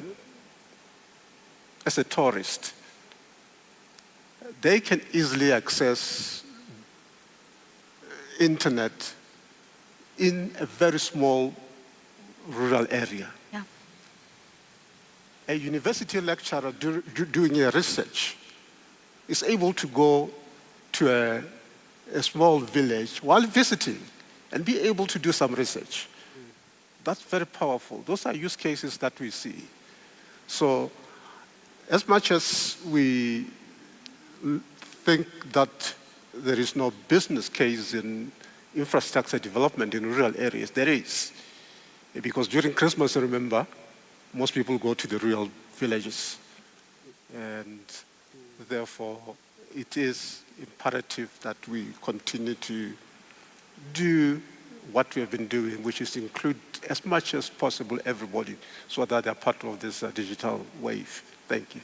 Yes, thank you very much. I mean, this is the point, of course, as we continue to engage and just listen to what the panelists are talking about, the point where you are welcome to having jotted down your questions, present some of those questions to our panel here on the stage.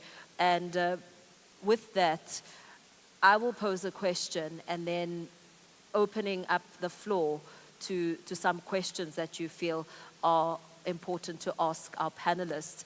So just starting perhaps right at the end there with Busisiwe, if you could present one African priority, and this is a question that I'll ask all our panelists on the stage, one unified African priority to both the G20 and B20 platforms in 2025, what would it be?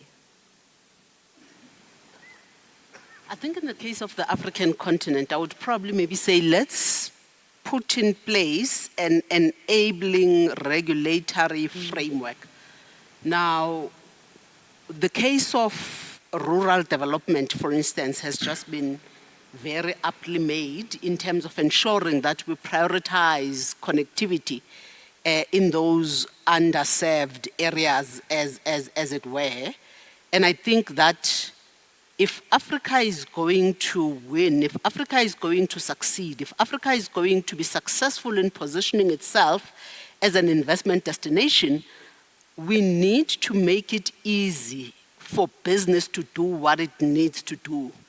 Because the example that is being made around someone sitting in Joburg and someone probably maybe sitting in the rural Eastern Cape, as it were, the person sitting in Joburg could be able to access infrastructure, but probably maybe if you look at the cost, high cost of data, it becomes difficult, for them to can access that. And when you look at a person probably maybe that is sitting in the Eastern Cape, they might not be able to access they might not be part of the digital inclusion because you find that the infrastructure is not there. So I think if you probably maybe enable the regulatory framework to ensure that those businesses and private sector companies that are interested in actually putting infrastructure in rural areas, ensuring that we bring the cost of data down, I think that would be important, just to make it easy, for everyone to really participate in the economy. Because if you are not connected, then you are not participating in the economy. And unfortunately, we can't win and we can't succeed as a country, as a continent, as an economy, if there are many people left behind. And in South Africa's case and in Africa's case, a lot of people still are left behind. Absolutely. And as we continue with these engagements, I would like to request those who may be watching online to send their questions through. And of course, opening it up to all of you on the floor, the questions that you may pose to our panelists. I am happy to take questions right now if any hands are willing and able to pose those questions. But of course, we do continue our discussion here, as I will constantly be scanning through the tables here in front of me to see if anyone's posing any of the questions. And of course, the question that I pose to Busisiwe Mavuso right now really has to do with prioritizing some of the key issues and talking points as we head to the G20 in November. I don't know, DG, if you also would like to answer to that, just really talking about the focal areas that should weigh heavily high on the agenda. Thank you. Whilst we're waiting for the questions, just to lean in terms of what Busi has said, I think probably what is key is for the region itself is the harmonizing digital regulations across the region towards fostering, there's a hand there, towards fostering an inclusive as well as a resilient digital intelligent world. And as I indicated, I mean, these priorities speak to both the working group that we as the department are chairing, along with there's also an AI task force working group for Under Africa, which we are co-chairing with the Department of International Relations, as well as our sister department, Science and Innovation. So we're looking at indicated universal and meaningful connectivity, the digital government and the public infrastructure, and I think the CE has alluded to that. I think one other critical issue is about data. Data governance, data sovereignty, and as I said, I linked it up to what the CE has already tasked himself to saying as a region he will be championing, because that also talks to the issue of information integrity as well as trust. And then obviously the ethical use of AI, but I think we need to also lean in as far as the opportunities that the AI has for the region.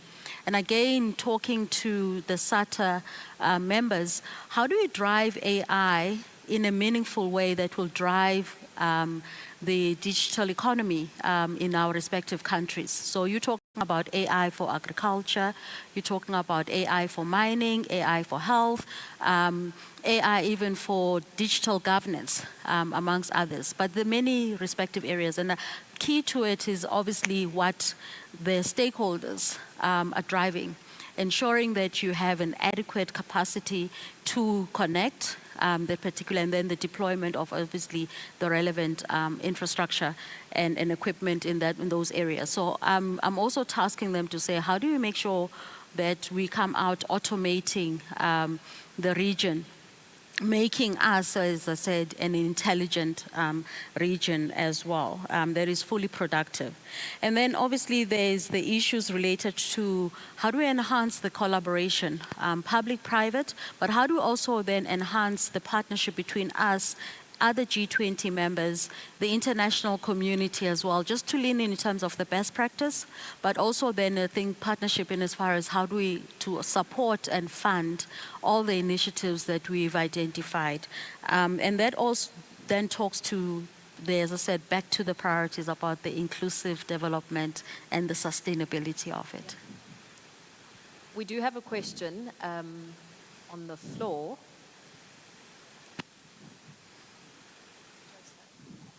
Can I? Hi, everybody. Is this on? Oh, perfect. I do apologize about the accent. I am South African, but it is Scottish, so I hope everybody can understand me. Before I get into my question, I want to thank Ms. Diana Jordan for mentioning SMMEs. I am a female-owned SMME, and I want to raise some stats with the room. Only 21.9% of businesses in this country are owned by women. All businesses started by SMMEs fail, 71% fail in their first year, and their top challenge is larger competition. Venture capital is decreasing on our continent. It decreased by 25% from 22 to 24, and 53% if you compare 22 to 24 in itself. Early stage entrepreneurship activity only exists at 8.9%. Now, you mentioned we are the fastest growing economy. We are the youngest population in the world. By 2050, 1 in 4 of us will be African. The average age of our continent is under 18, with South Africa being the oldest. When we talk about the NDP and the SDG goals that are being set as part of G20, whether we are referencing goals 8, 9, 4, 8, and links to economic growth and job creation, what we do understand is we're promising to create an additional 8 million new jobs, reduce inequality, drive growth. But the reality is, the question I have for the panel is, how do we eradicate fear, support the unknown, the unproven, or the nascent as it's coming up? How do we develop boldness as a continent? Because when you just take gaming, we are fearful of gaming. I have sat in different boardrooms, I've sat with government members trying to push a gaming agenda, and they're like, oh, we don't know if there's money in this, we don't know if we can do it. Just look at the Middle East and what they've done. Look at the Eastern European markets in gaming. The fact is that right now, many of our telcos are being provided by Eastern European gaming firms. How do we change this? Because every time we come up with that ingenuity, we bring those ideas, we tell people to go study and they can't get jobs. You work in the digital sectors and you are the most vulnerable you've ever been. How do we develop that boldness? Thank you very much. Okay. You know, maybe if I can take a step at it, I really think that the case that is being made here is, again, the case of being deliberate about regulating for digital equity. Yeah. Because then it talks to affordability, it talks to inclusion, it talks to being deliberate about connecting rural communities, it talks to ensuring that SMMEs can be included, which is the case that the DG actually made. It talks about being deliberate to ensure that digital literacy is actually being promoted. So I really think that there is really a case to be made around the entire regulation of this industry. And I think DG, because it's still new, it's probably maybe still difficult to say, you know, what does regulation that will ensure, you know, that everyone is included and no one is left behind, you know, is concerned. So I really think that there's going to have to be a focus, there's going to have to be an acceleration in as far as that is concerned. we're an open economy, which means we're not only competing with ourselves, we're competing with the rest of the world. If we're competing with the rest of the world, we therefore have to ensure that we lift ourselves, we lift our communities, we lift our people, we lift our economies, to be at the same standard than those, or like the standards of the rest of the developed economies, as it were. When we speak and we participate in the B20, in the G20, the economies that are actually, and the countries that are actually participating there are developed economies. So Africa and South Africa is going to have to be enabled to speak the same language. And I think, as the case is being made, if our people are left behind, you can't therefore speak the same language. You can't even, start to talk about, equity and all of those things. So I really think that it's a serious challenge that we actually have to look at as a continent, as a country. If I may, thank you for the question. I think she also didn't, judging from where I'm at as well, she's also the representative of youth, which is what I was saying to Jacob in as far as allowing for participation of the SMMEs, the youth, the women, is going to be very key. So here's the dichotomy. In South Africa, we have many laws and policies. So we've got the public procurement bill that just came out last year. The public procurement bill was intentional to then say, we've got to take that, and I hated the word they used, this risk, but whatever you want to call it, but we've got to be very intentional about innovation, about taking up and going with that solution that is being provided for by the SMMEs, because SMMEs don't invent things out of a vacuum. They're actually providing real solutions in as far as the particular environment is concerned. And that's the thing that we're so quick when we're looking at our procurement, and Busi really hit me and disarmed me earlier when she mentioned SATA. But, I like the likes of SATA, but even government departments, and I want to also extend it to say even private sector, we've got to be more intentional about bringing on SMMEs. So one of the other laws and policies that we have as government is the local content. So if you're going to source through SATA or any other government department, National Treasury, and in terms of RT, there is a requirement that says 30% local content. That's not the content that you're consuming. It says 30% of a local business must form part of that consortium that is actually going to provide services. And we are not checking up on that. We're not intentional. Even from the side of the SMME, do not be afraid to go and challenge the big co or a company to say, I just want to know, what is your quota? No longer about quota in as far as the demographics, but what is your quota when it comes to the local business and the local content, and really challenge them on that. And then the last one is the one that I think also came out during COVID, which is then the 40% procurement for women. 40% spent of all, in terms of government entities, government departments and entities, is got to go towards women. I'm happy to say as a department we are obviously compliant to that, as well as our entities, but we're like a small fraction in a bigger scale of the many government departments, national, provincial and local. I think we have similar targets within the region.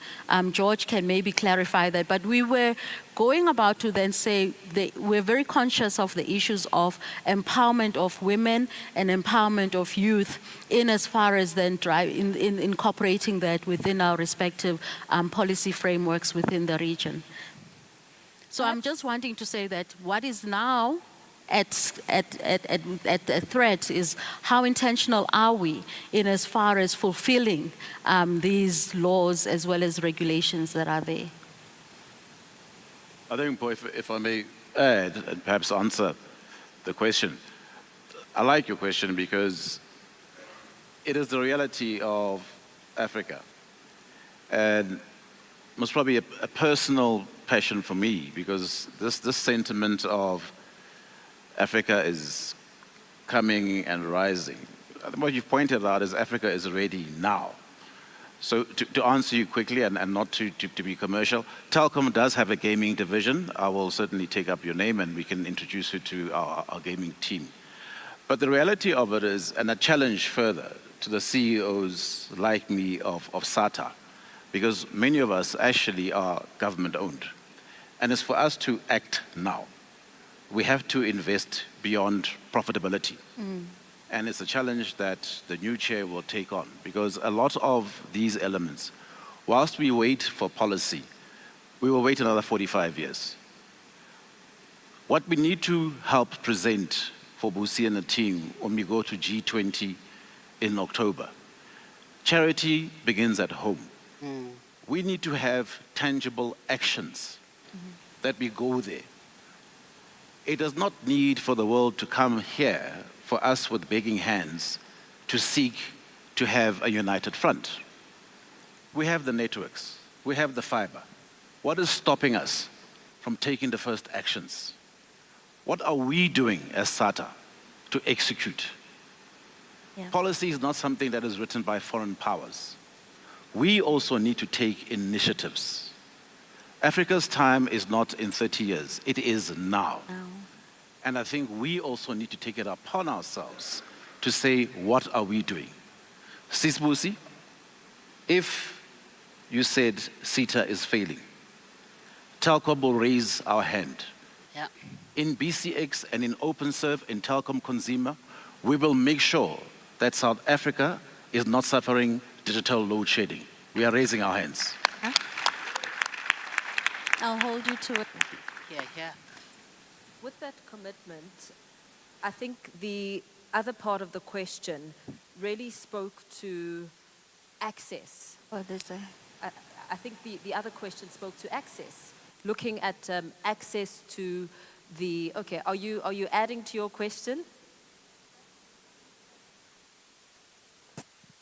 So it spoke to access. It's all very well to have the platform driving empowerment and looking at the stats. I mean, our guest spoke to 21.9% of businesses in South Africa are women, but how accessible are the opportunities? How accessible, how much red tape is there for an entrepreneur to raise their hand and then be part of the process and eventually have access to finance, or whether access to ensuring that they're competitive enough with that competitive advantage?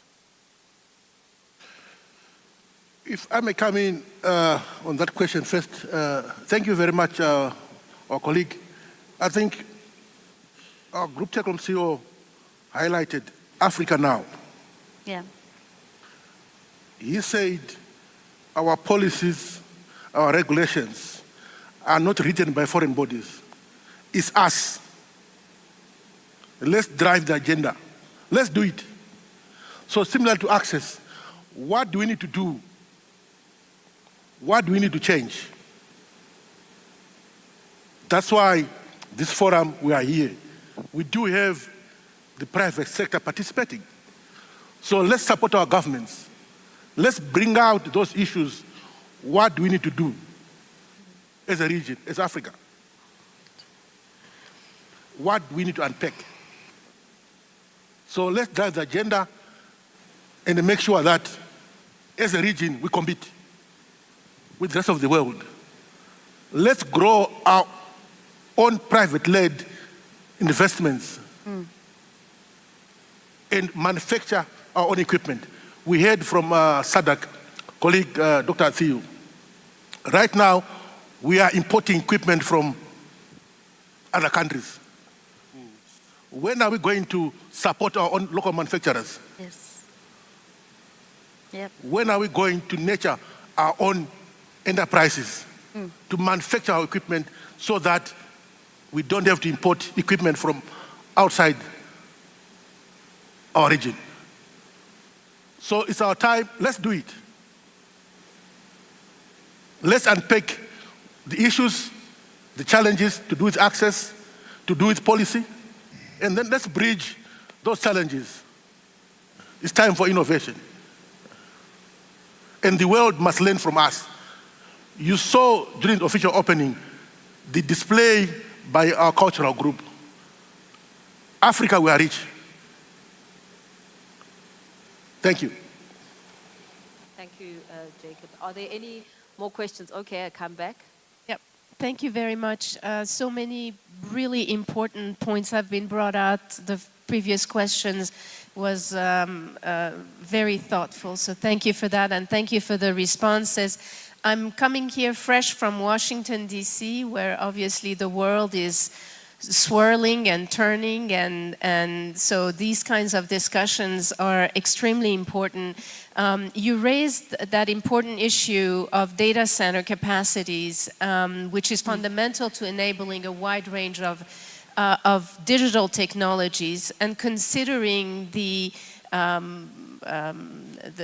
issues that are now facing most countries, and a little bit building on the previous question, how do you see the private sector, international and African, how do you see that sector in terms of partners playing a role in supporting infrastructure development across the African continent, and what approaches have you found to be effective in encouraging long-term investments in this space?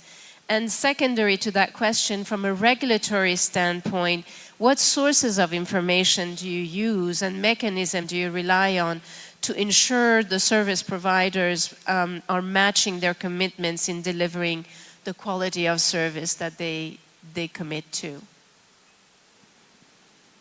Jacob? I'll start. I think the key thing, the trends that's happening globally, without being dragged into that, has highlighted the importance of sovereignty and sovereign data centers. And I think if we look at what the DG touched on, that is the key role that we play as the infrastructure players, particularly as we gathered in this particular few days, that is going to be a critical enabler for all our governments and all the companies, particularly in our regions. Sovereignty is key. So the enablement of that sovereign data center ecosystem and the sovereignty of our data is important. And that is the critical part of having sovereign data center, sovereign data. And the enabler of that is the fiber and the data ecosystems that we have. And we are ready and primed for that. So it's no longer just a theory or a need. We need to move fast to enable the critical of that. Now, it can only be built through one, rapid policy, and the partnership between that policy and private players, local private players, to enable that. And of course, the funding to drive that. So it's no longer about us taking years and years to drive the policy. It's critical. The entire world is realizing that sovereignty is of paramount importance, and we have a critical role to play in that. Perhaps if I could add, Paul, you know, there is a gentleman called Adam Smith. Now, he wrote in one of his volumes, The Wealth of Nations, that we do not owe our breakfast to the benevolence of the farmer. It is, in fact, to the farmer pursuing their self-interest that we owe our breakfast. Yes. So, or our lunch for that matter, seeing that we are about lunchtime. And so it is about creating a policy environment that is enabling. The private sector will make sure that, you know, they deliver. So we need to make sure that we free the private sector, we harness the power of the private sector to invest, to help overcome challenges. There's a famous ad, Telkom ad in the mid to late 1990s, Molo Mhlobo Wami.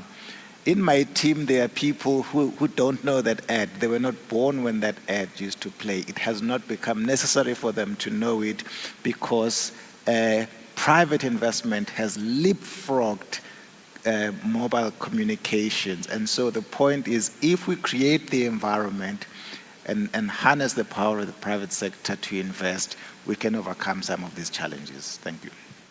Can I just indent that point, Mpo, that Khulekani has just made, because I really think it's important.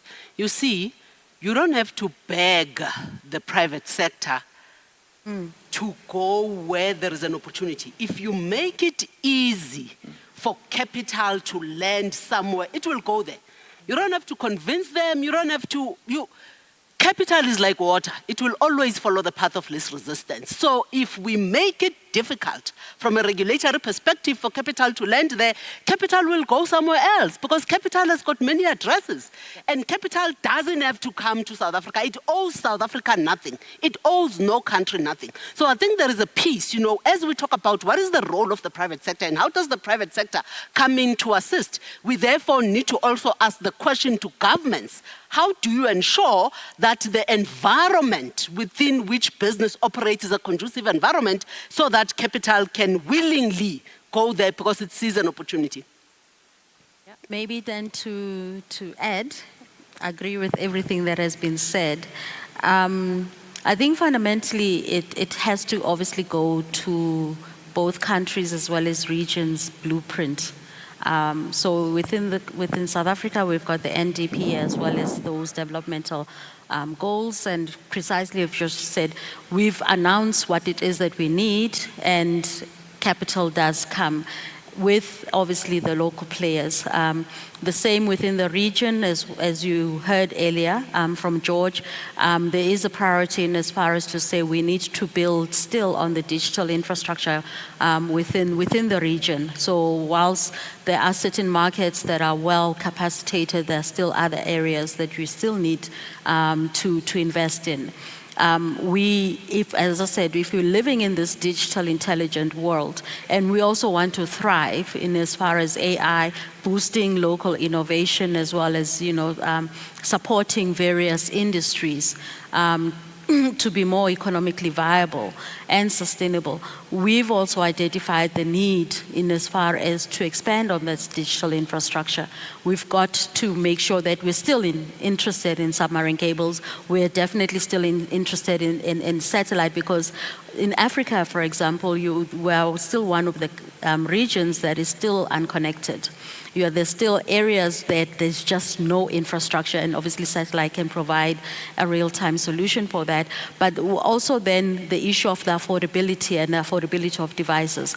But if now we want to make sure to avoid what happened in COVID, and that's how the G20 digital economy came about, to avoid that same scenario where you would have pockets of society literally cut off, and we were, I think it was about 20 months where in South Africa we were remote working, etc. It was easy for people in the urban areas, but the people in the rural areas were really disadvantaged.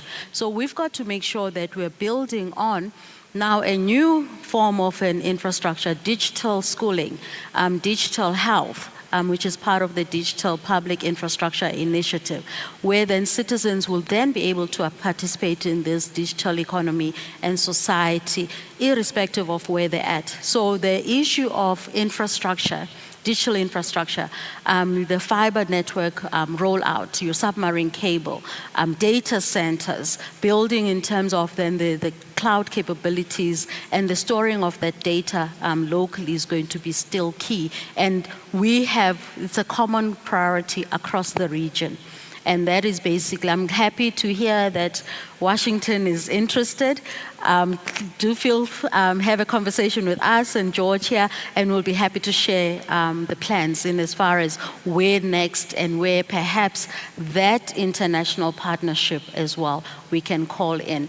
We don't have the adequate resources, because I can task them and SATA will come back to government and say, well, we need this amount of dollars, and we're trading in rand. We need this amount of dollars in order to expand that infrastructure. So that international partnership is also going to be key. And what we've all said here, Africa is one of the growing economies. Most certainly you're going to get your return on investment guaranteed, and we obviously, all of us are going to have a quick win outcome. Very well, thank you. If I may come in on the issue of data. Data is our gold in the IT sector.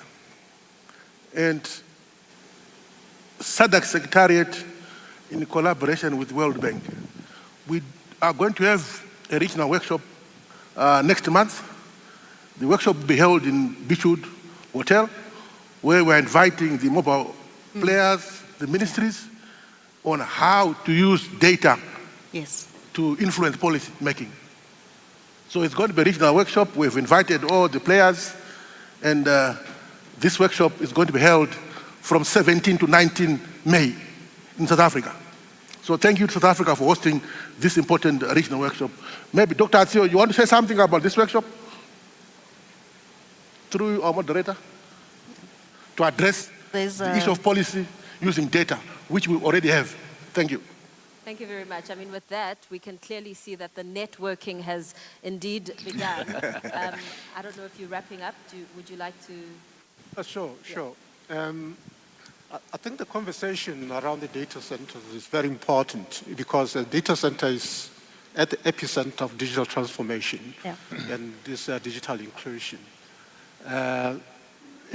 Most countries in Africa now are enacting legislations that deal with data protection. And therefore, you'll see there's a boom in terms of data centers across the continent, driven to some extent by that, and obviously data sovereignty, as Resarame has indicated. It is very, very important. But going forward, let's look at it this way.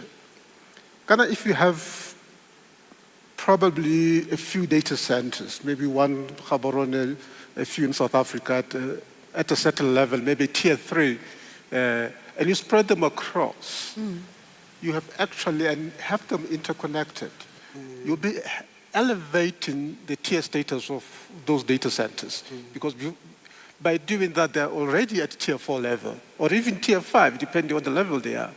So as we go on in the region, we have to look at interconnecting our data centers.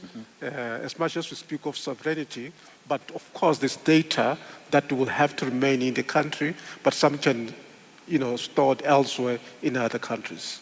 Thank you. Thank you very much. One last call for questions before we close the discussion. Ooh, here we go. Looks like two.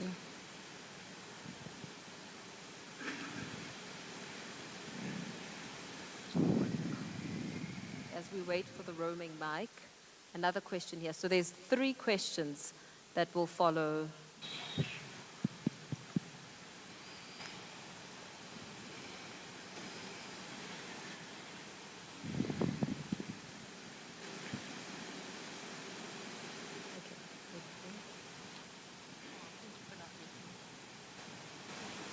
Good afternoon.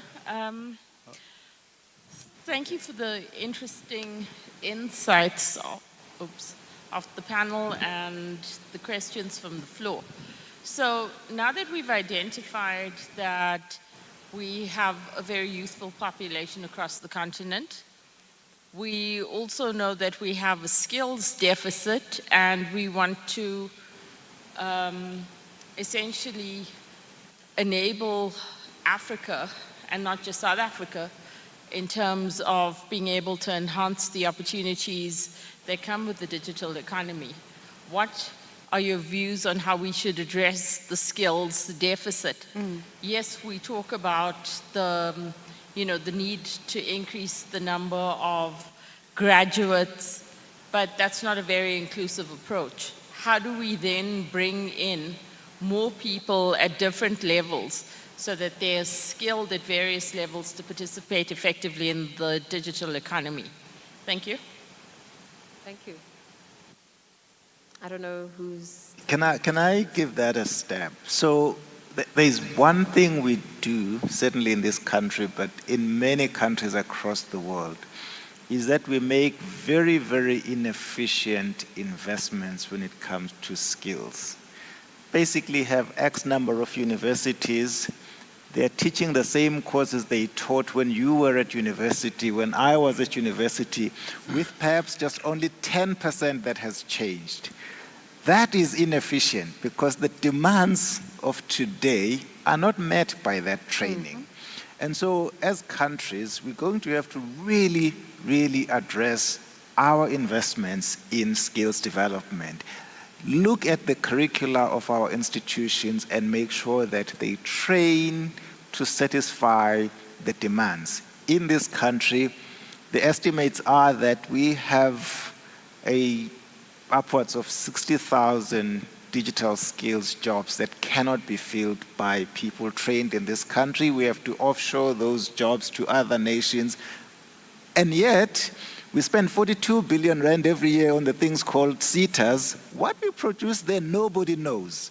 That is inefficiency of our skills development investments, and I'm pretty sure that other countries are in the same position. So until we really tackle that, we will always be behind the curve from the skills point of view because we waste our resources. Thanks. Thank you very much. If, for the sake of time, I can just allow the next question to come through.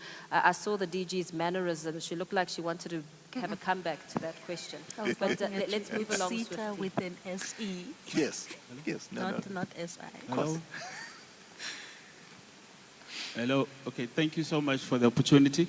I've got two questions, one for SATA and then the other one probably for the minister in terms of I'm not the minister. Please, I want to keep my job. I am not the minister. Okay, the DG then. So number one is, I was at the ICPC meeting last week, the plenary. One of the identified issues in Africa is the barrier into the entry into the African countries, which then they recommended or asked if Africa as a whole, can they maybe look at reevaluating their regulations in terms of the barrier into the countries? Yeah. Number two, the cost, because the cost is quite heavy, and South Africa was identified as one of the highest costing country in terms of the entry for the submarine cables. So I would like to hear if SATA has got an influence in terms of negotiating with different governments, various governments in Africa or in South Africa, the influence that they can add, and also maybe to the government as well to look into how can that be reevaluated to make at least the digital transformation opportunities to come into Africa at a minimal cost, not as it is. Yeah.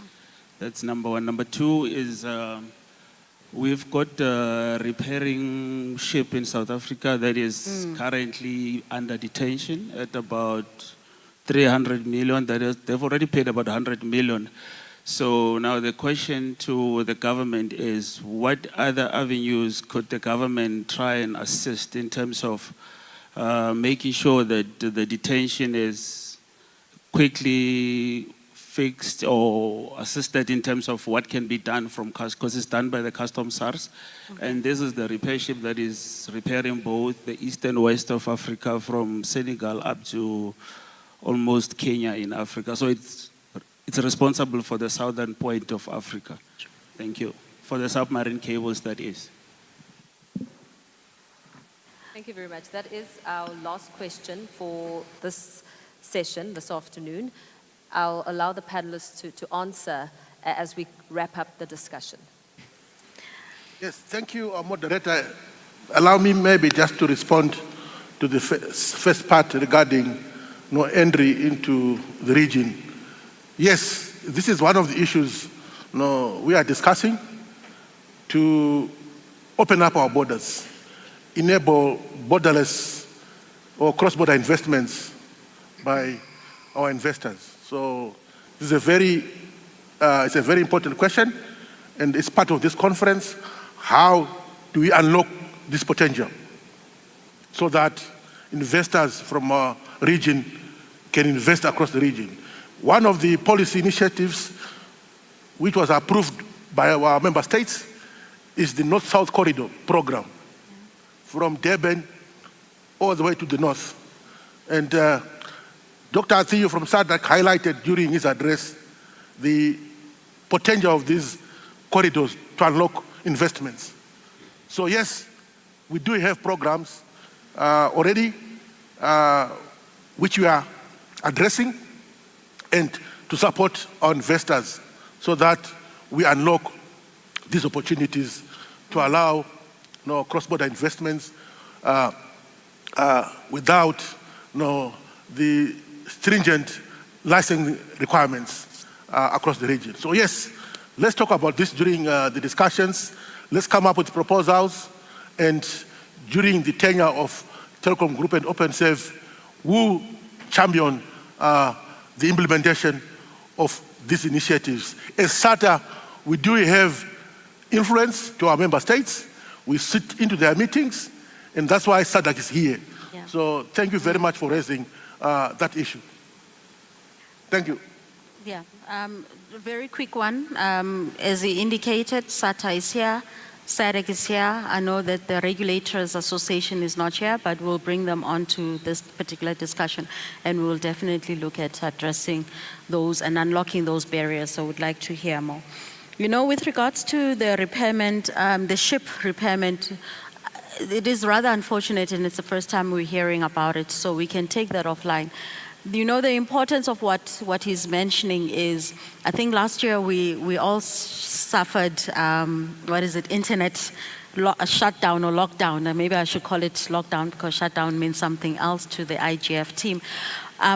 And we were rattled. So that cable cut that happened in both the east as well as the west coast of Africa really affected all of us adversely. We would want to avoid that. We understand the cost it is entailed in as far as the maintenance or keeping that ship on our shores so that we can avoid and we can have some real-time response level. So we would definitely want to take that up and see what we can do in terms of then the discussions. And that probably also still talks to the issues with regards to cutting the red tape in as far as making the ease of doing business within the region much more efficient. So thanks. Thank you very much. That, ladies and gentlemen, concludes our panel discussion. Thank you so much to the panelists on the stage. Please give them a round of applause. So as we conclude our morning program, a buffet lunch is now served in the networking lounge. We invite all our delegates to continue networking and connecting during this time. Proceedings will resume promptly at around 2 o'clock. So let's meet again here at 2 o'clock and enjoy lunch. Thank you very much.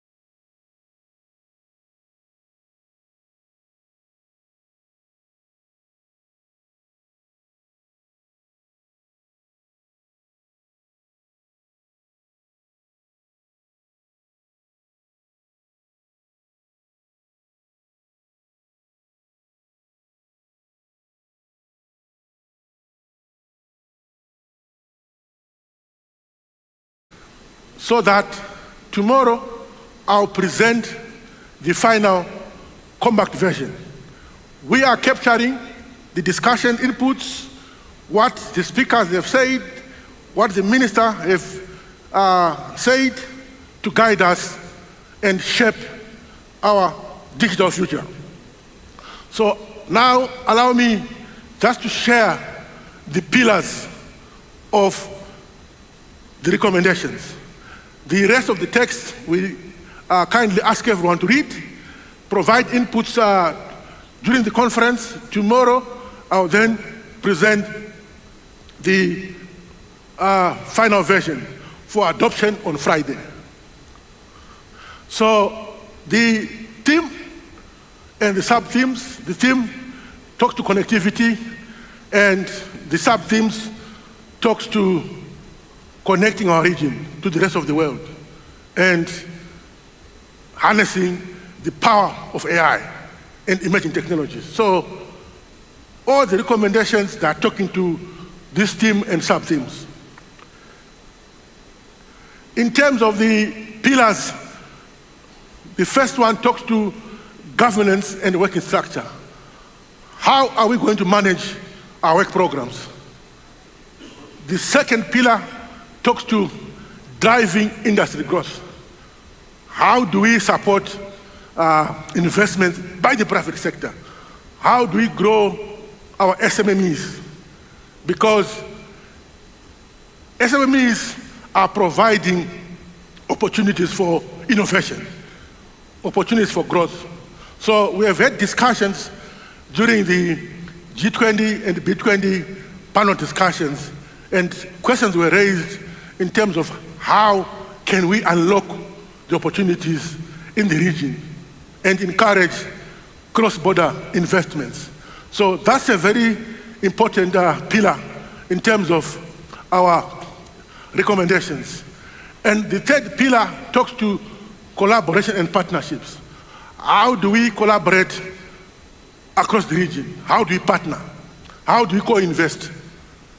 We have seen in the submarine ecosystem, various players partnered in co-investing in the infrastructure. So we need to see this vibrant collaboration and vibrant partnerships to drive our region economic development.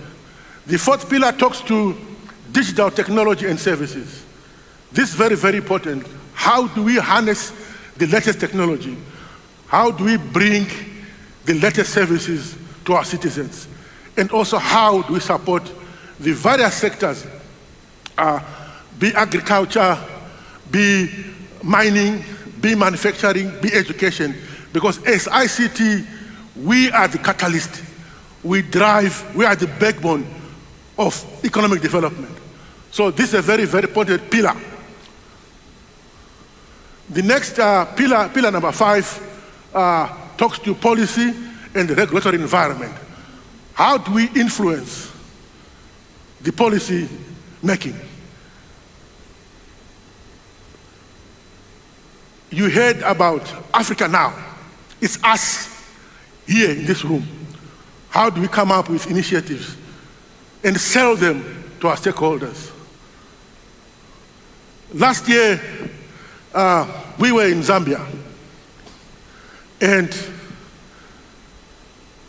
during the official opening, we had the media.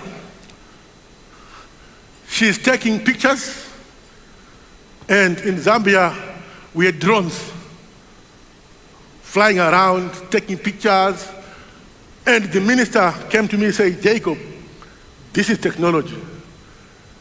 When you come to us as governments, don't bring problems, but bring us solutions. So this is a very important pillar of policy and the regulatory environment. How do we influence policy making? We need to come up with proposals. We need to come up with initiatives to drive the policy making. What we want our governments to do to support us. So this is a very, very important pillar in our industry. And the sixth pillar talks to us as a community. We are a regional ICT organization. So it talks to sustainability. How do we take this community into the future? Today, we are talking of AI. Come the next 5 years, 2030, we don't know what's coming. We don't know what's next. Already, people are talking about or investing in 6G research. So the technology, the industry evolution is moving very fast. So we also need to look at, as a community, as an association, how do we take ourselves into the future? So the issue of sustainability, how do we keep ourselves continue to be relevant with evolution? So this is a very, very important pillar, and we do have inputs. This came from all the players, all the participants when they were registering. So that's a very, very important pillar. The next pillar, pillar number 7, talks to digital workspace. And it's borrowing from what we went through during COVID. COVID-19 came, and we were not prepared. We were just told, stay at home and work from home. I remember during the SATA meetings before COVID came, I used to talk about remote working, future technologies supporting digital workplaces, but people couldn't believe me. But when COVID-19 came, we were just told, no one is going to work, stay at home. But ICT supported our economies. People were able to work from home and drive our economy. So this is a very, very important pillar in terms of supporting our economic activities. The 8th pillar talks to digital platforms and apps. Talks to what do we need to do. We have already gone through the discussions of data centers. And during the panel session, we heard South Africa is leading with about 61 data centers. So how do we grow this data center ecosystem? We do have a session tomorrow where our partners from GIZ, as our DIF partner, they are going to present opportunities in terms of growing the data center market. So this is a very, very important pillar as part of our regional recommendations. And also, how do we grow the app market? Because the apps, they provide access to various services. So this is very, very important. And then lastly, the last pillar is pillar number 9, which is industry engagements, dialogues. So already people, they've already highlighted that we need to maybe modify it to industry engagements. Because gatherings, you might gather but not come up with anything. But engagements, I think it's an appropriate pillar. So when we present tomorrow the final draft recommendations, that pillar, we will rename it industry engagements. How do we bring everyone on board? How do we involve all the stakeholders? How do we bring the private sector, these SMEs, to be part of this vibrant community in our region? So this is the map of our recommendations. So I strongly encourage everyone, please read, make your suggestions. What are the issues which you think we have left out? What are the things which you think can drive this region so that we also become a competitive force in the world, so that they'll come and say, hey, Africa, SADC is doing great.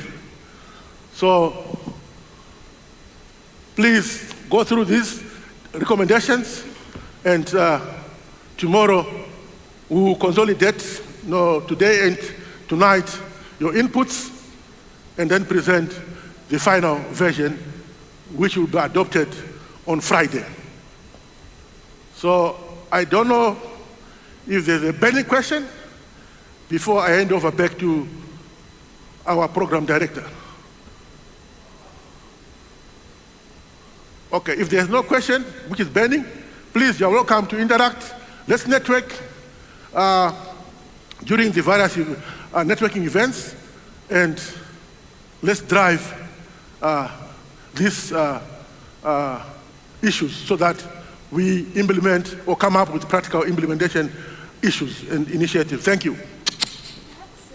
Before you go off stage, as we talk to pillar number 6, I mean, it speaks quite a great deal about sustainability pointing us in a different direction, because we know that the jobs of today are constantly evolving, and we're being told that they're likely to be very different in the future. You speak about how we take the community into the future, because we don't know what's next, we don't know what the future essentially brings. In terms of forecasting and preparedness, what is the thought process behind that? And what components are missing as we look to the future and we make sure that we're armed and indeed ready for those changes? Yes, thank you, Program Director Mbo. Yes, we need to seriously look at this issue of sustainability. Like you have said rightly, the job market. AI is coming very fast and strong on our jobs. And normally what I do during other sessions, not the conferences, we do some demos. Like one example is, now you can create your own digital twin, your own AI assistant, and you can send it to participate in online meetings without your presence. And this is creating, some interesting issues, because you think you are talking to the real George or the real Jacob, but you are talking to my digital twin. Because when you create your digital twin, you provide it with all the resources, all the information, which allows your AI assistant or digital twin to make decisions and speak. So the issue of sustainability is really something which we need to look at and focus on, and how we can drive not only our sector as ICT, but holistically all the sectors, because they are all benefiting and riding on ICT. Manufacturing, transport, education, health, because now, for example, in health, you can have an operation online, but the physical doctor is not here in South Africa. The physical doctor maybe is in India, but he's operating you using online technology. He can cut through your body, do the necessary operation, close your body, but it's not there physically. You can have transport systems, airplanes, flying with no physical human being. So this issue of sustainability, how do we incorporate the latest developments to drive our future? We cannot be left behind when the rest of the world is moving very fast. I understand that we have a question on my right towards the back there. If the microphone can reach. Good afternoon, ladies and gentlemen. My name is Oscar. My surname is Mola. My company is Little Trading Enterprise. My question is, how I hear you speaking about the police, but one thing that you must remember, the policies it are going to affect people up there and the people down.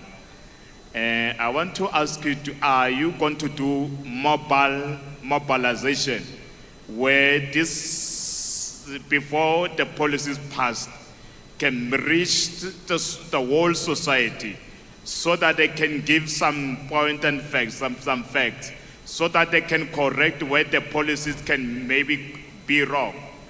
Because sometimes we get policies are passed and then there's no many stakeholders involving, and which at the future, it said that policy we have to reverse back to do another redrafting. Is what is happening even to the government. That if we on those policies that we speak about, that are you going to go down there, do mass mobilization, so that the whole society, all stakeholders, they can know about these policies? Yes, thank you for that very important question. Yes, as a regional community, we partner and work with various stakeholders.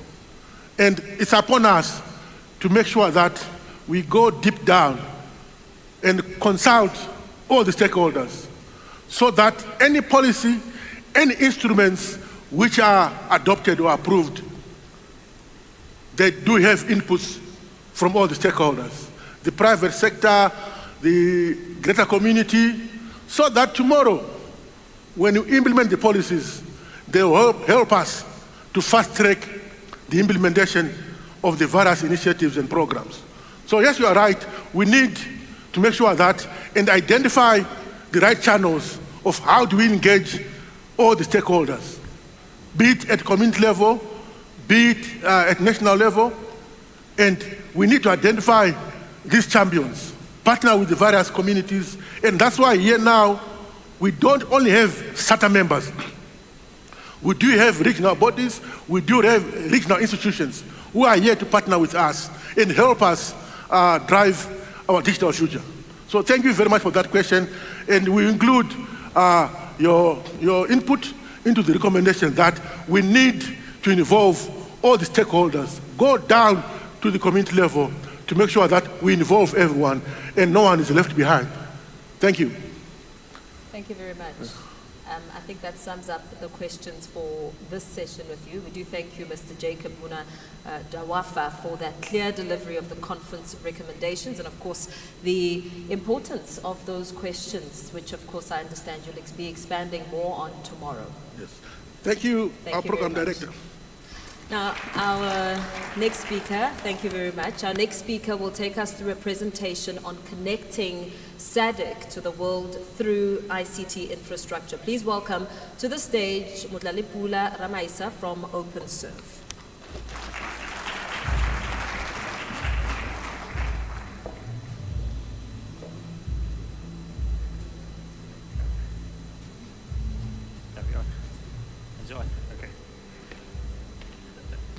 Thank you, Ausumpo. This room looks a lot different from this side, yeah? Like she said, I'm Motlalepula Ramaisa from OpenServe. And I will be walking you through how we as OpenServe connect the region to the rest of the world, yeah. If I take from what was said earlier, if SATA is the thread that connects SADC, we see OpenServe and Telkom as the tool or the needle that threads that, or that weaves that thread into something beautiful that helps us connect here. So before we go through how we do the connection or how we help connect each other, I think it's key that we start with the trends or what the market is doing, which essentially is what drives what we do as a strategy. Yeah, I think this is taken from our friends at Africa Analysis.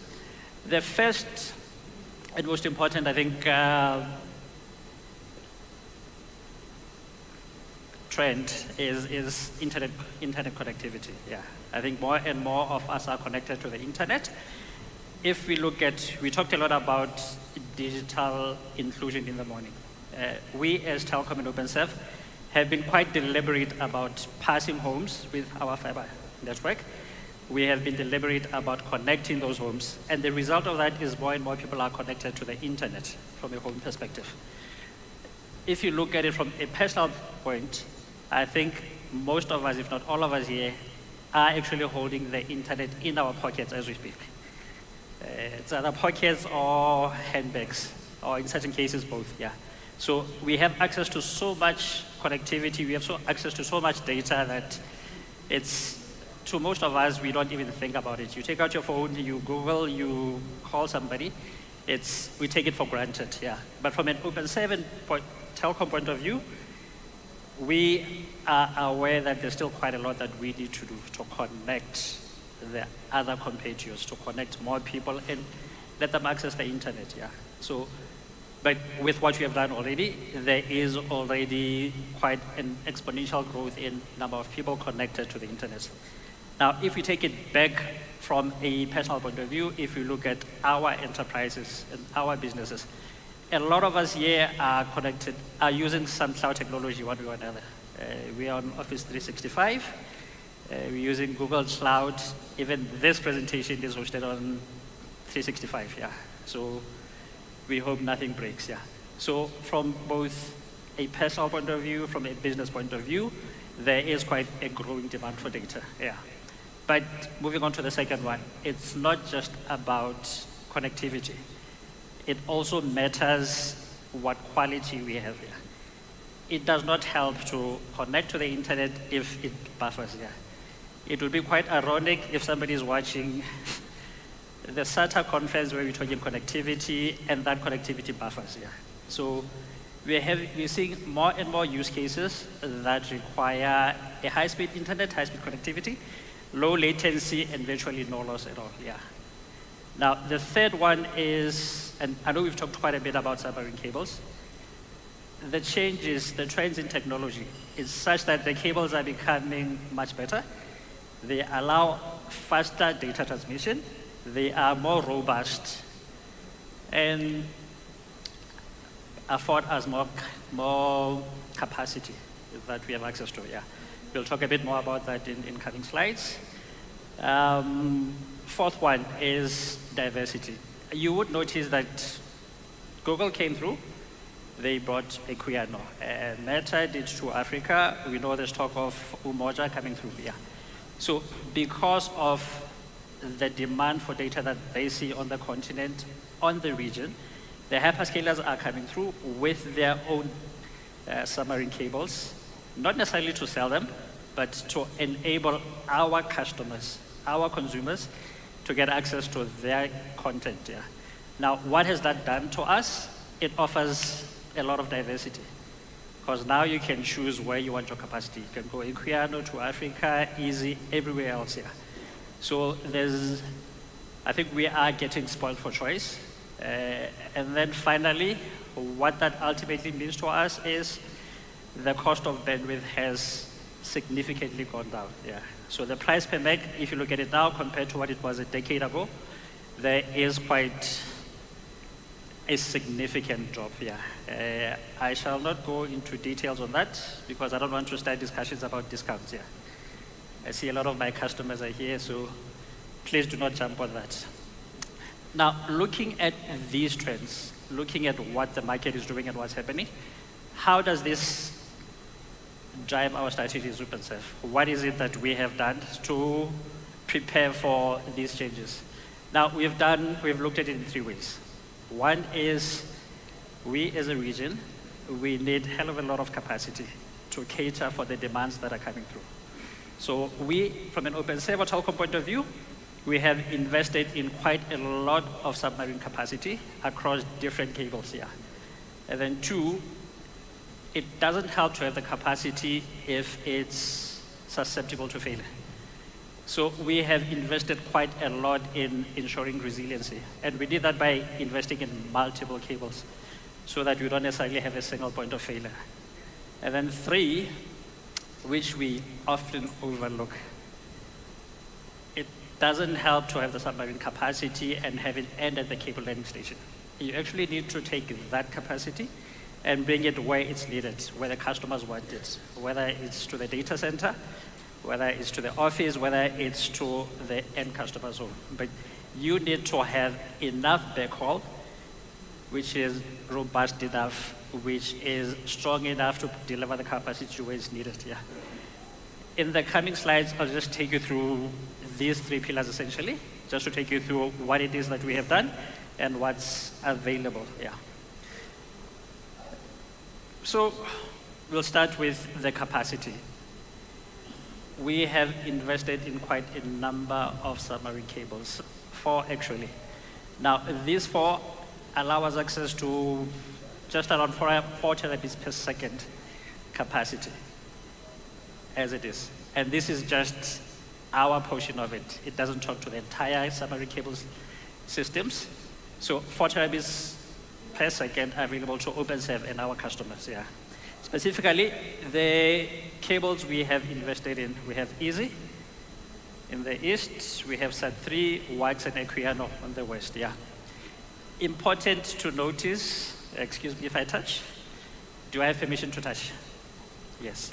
So diversity or redundancy is quite important to us. You will notice that we're not depending on one, but there's 1, 2, 3 cables. On the west side, on the east, we are on Easy, which goes all the way from Tunzini to Djibouti, and then we take the capacity from there on the EIG cable all the way to Europe. So we look at redundancy from basically three points. One is different cables. So one cable fails, you still have others to take over. 2 is geographic. We make sure that we're represented on the west and on the east. And then 3, all these cables have to land somewhere at the cable landing station. And as you can see, we are not just landing on one cable landing station. There's Mtunzini in the east side, which lands easy and safe. On the west side, we have MLK for SAT3 and Equiano, as well as Azefontein. Now, why is this important?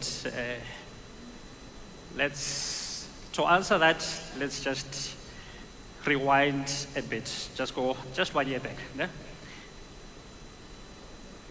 On the Red Sea, because of some trouble that was happening there, a ship got into trouble. It dropped its anchor, which dragged along the seabed, dragged a couple of cables, including EIG. What that effectively did was it cut our connectivity from Tunzini, Easy, all the way up to Europe, yeah. So we were limping. In South African terms, let's call that stage 1. 2, Mother Nature then decided at the same time to do what Mother Nature does. She stretched, and there was a landslide somewhere next to Abidjan, which effectively affected the cables. So SAT3 was affected, WAX was affected, ACE was affected, Main 1 was affected. So there was a point in time where, not necessarily the rest of Africa, but the southern region, we had gone from having more than 6 submarine cables providing content to us in capacity to having practically all of them down based on different reasons that happened at the same time.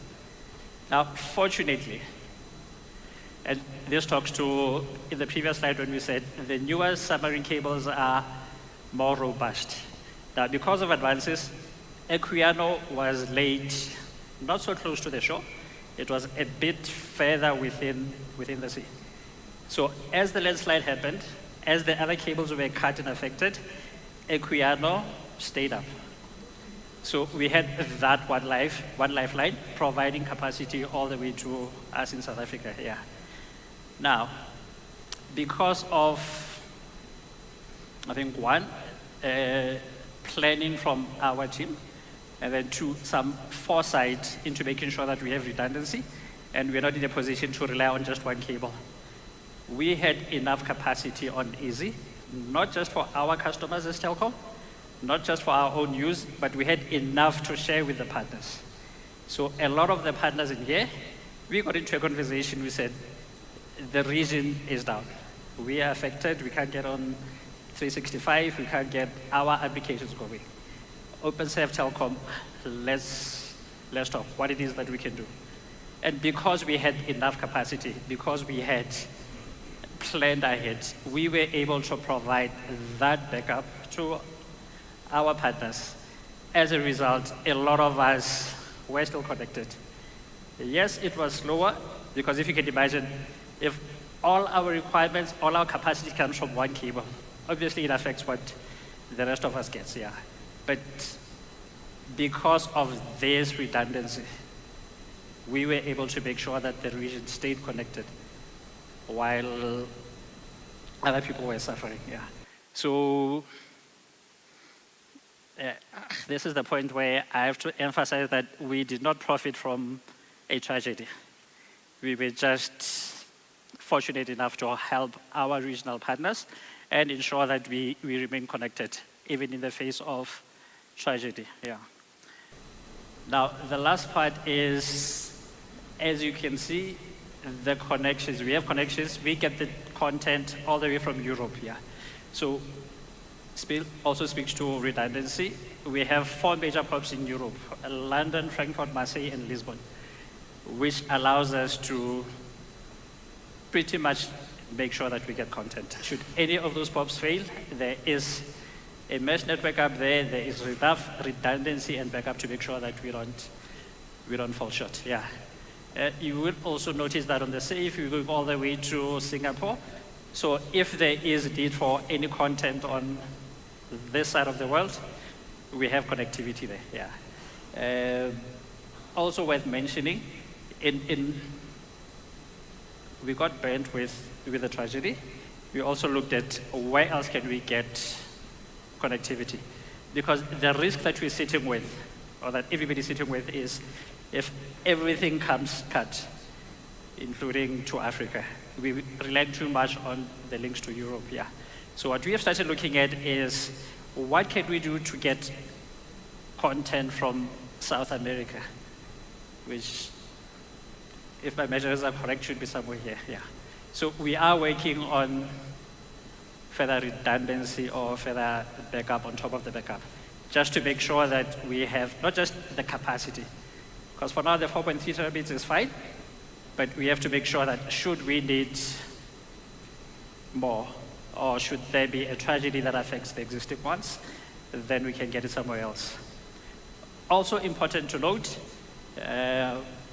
we have a lot of capacity. Yes, we are on the east and west. There's cables that are coming through. To Africa has landed or is landing. Although we are not part of the consortium, although we don't have a stake in that cable, we have made partnerships with some of the partners in here to make sure that we have enough capacity on to Africa as well. So should, God forbid, something happen to Easy, we have capacity onto Africa on the site, as well as on the west. What else? Also worth mentioning, yes, the Fontaine. You'll notice that we're landing WACS, we're landing to Africa, even though we're not part of the To Africa consortium. Yeah. We have actually invested quite a bit in revamping that cable landing station to make sure that we can connect, we can land more cables as and when required. Yeah. We know there's interest from the likes of Meta for more cables. We know there's probably interest from Amazon for another cable. So we have made sure that we have, should anybody come, we have enough capacity in our cable landing stations to cater for those. Yeah. I think we can move on to the next. We have gone at length to talk about the cables and getting them landing and making sure that we have enough redundancy to make sure that it stays up. But it doesn't help us much if it just stays at MLK or Fontaine. It's taking that capacity to where it's needed that's more important. Now, this is where we've ensured that from an OpenServe point of view, we build a backhaul network, a terrestrial network that is diverse and that covers every major data center that we have. You would have heard earlier that it was mentioned that there's 61 data centers in SA. the majority of those, or the major ones, have OpenServe presence. And the connectivity from the stations to those data centers is redundant, is diverse. So that's one. And then two, this is where we talk to our neighbors, yeah, because we are a region. South Africa is not a planet. So we have neighbors in Namibia, Botswana, and the rest, yeah. Unfortunately, not everybody can have submarine cable, or undersea cables, or cable landing stations. Part of it is because some of us are not even close to the sea, yeah. But it does not mean that we don't need the connectivity, we don't need the capacity. So what we have done from an OpenServe and Telkom point of view is ensure that from every cable landing station, we have protected routes with diversity that goes to the borders, where we head over to our neighbors. And still within the theme of redundancy and diversity, we have tried to hand over at least 2 borders, or at 2 drop-off points for every country. In Botswana, which was mentioned as the heart of Africa, or the gateway into Africa, we actually have 3 handover points at Tlokweng, Gramabatama, and Skilpad. In Eswatini as well, we have dual break-off points or handover points, both diverse and redundant, similarly with Lesotho and Namibia. So the thinking here is, as much as we have invested a lot in the submarine, we need then to take that capacity into the rest of the region to make sure that everybody benefits out of it, yeah. However, we know that telecoms or ICT is not just about the capacity. We have made sure that we have interconnect agreements with everybody within the region. We have roaming agreements, and I'm sure everybody or all of our guests who are here are roaming on the Telkom network, especially if you're SATA and Telkom is hosting, yeah. So there is a lot of engagement. There's a lot of collaboration and partnership that's already happening between us and the neighboring countries, yeah. Basically between us and almost everybody in here. To further make sure that the investment or the collaboration is close to our customers, we have put POPs in almost every country that we deal with, yeah. I say almost because there's a view that we've had to remove over the years. So we have POPs in Botswana, Eswatini, Lesotho, Namibia, Mozambique with a star, and Zambia. What this allows is you have, in country, you have a POP that belongs to OpenServe, that belongs to Telkom. So that clearly helps us with the connectivity, that helps us with whatever partnership we go into, because the POP is within your location, within your areas, yeah. Now, as I go to what should almost be the last slide. Now, this talks to, I've gone at length to talk about redundancy, diversity, and making sure that either we avoid failures, or where there is a failure with an individual link or with an individual service, there is redundancy and diversity, yeah. But there are cases where something just goes wrong. Now, we have put in Cape Town, there's actually 2 measures that go hand in hand. One, we have built a storage depot that stores spares for 11 submarine cables. Now, you'd remember we are on 4 cables. Our landing stations land 6 cables. We have a storage for 11 cables. What this means is, even if we are not part of that cable, we still make provision. We still understand that because of where we are, your cable passes somewhere near us. And there will be cases where you need support, where you need to face it. Now, this is where the depot comes into play. It's located in the Western Cape, in fact, at the V&A waterfront. So if you are there on holiday or whatever, you can actually have a look at it. Yeah, it's quite state of the art. It complies to international standards, including the International Cable Protection Council, as well as our local custom regulations. Yeah. Now, yes, there's a break, yes, there's a depot. You need somebody to take the cable and go fix it.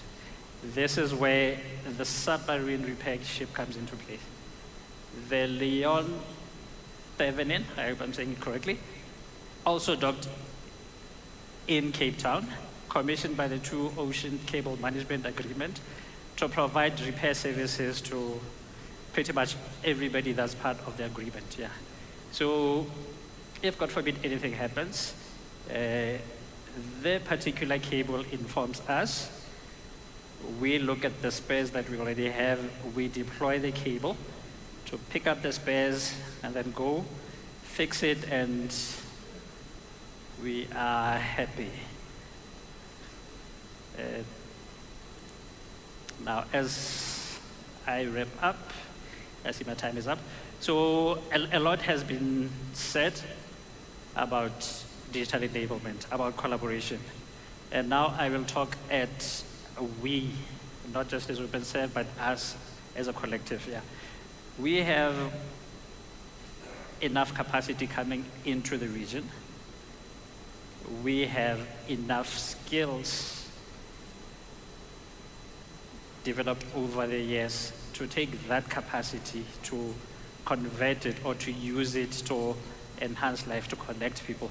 And it's backed by the investment we've made in the backhaul, in the fiber infrastructure that allows, or from a South African point of view, we have built the fiber that covers over 90%, 97% actually, of all the municipalities that are out there. Now, we have made sure that that capacity we build over to each and every border of our neighbors, which we can then extend into your areas as you, us, is it you, us, or you, us? But as we work together to basically take this region into new heights, yeah. And I think with all that we have done, not just as Telkom, if you combine the Telkom, the OpenServe infrastructure, the expertise, combine it with yours, I think we are very close to meeting Serabi's request. The three challenges that he gave to Selby, I think we already have the infrastructure, the skills to do it. It's just a matter of us further enhancing our collaborations to make it happen. And with that, I think that is it, yeah. Thank you.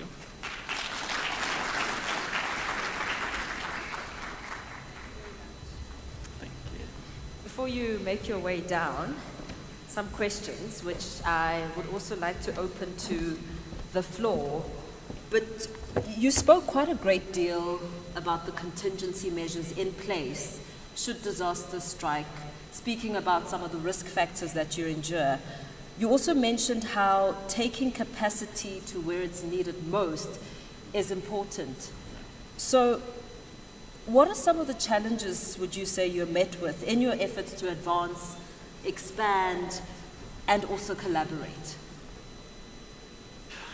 So you start with the difficult questions, huh? But I think from one of our biggest challenge is around breakage of fiber. Because you know fiber is just a cable, yeah. In a lot of cases, especially as we go towards the border to try to provide capacity to our partners, we have cable breaks, yeah. Interesting enough, I think in Limpopo, if I'm not mistaken, some farmers or some people was heading, they noticed this cable, they realized it would make a very nice whip. So they cut the cable and use it just to put the cows in line, but without realizing the impact of it, yeah. So cable break is a big challenge. We have spent quite a lot of effort and money in securing our fiber infrastructure, yeah. So that's the first key. And then obviously, I think just like with everybody else, getting the right amount of capex to unlock some of these opportunities, yeah. So laying fiber is quite expensive, whether it's terrestrial, whether it's submarine, yeah. So I think, briefly, I think those are two of the challenges, yeah. Cable breaks, as well as unlocking enough resources to fund not just the growth, but the resilience that we're focusing so much on, yeah. Thank you very much. Perhaps let me open it to the floor. If any questions, I see a hand right in the middle there.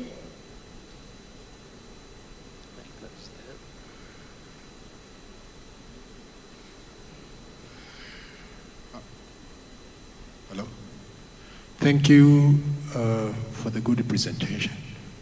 My name is Vedasta Smwita from TTCL Tanzania, and I appreciate the partnership we have with Open7 and Telkom.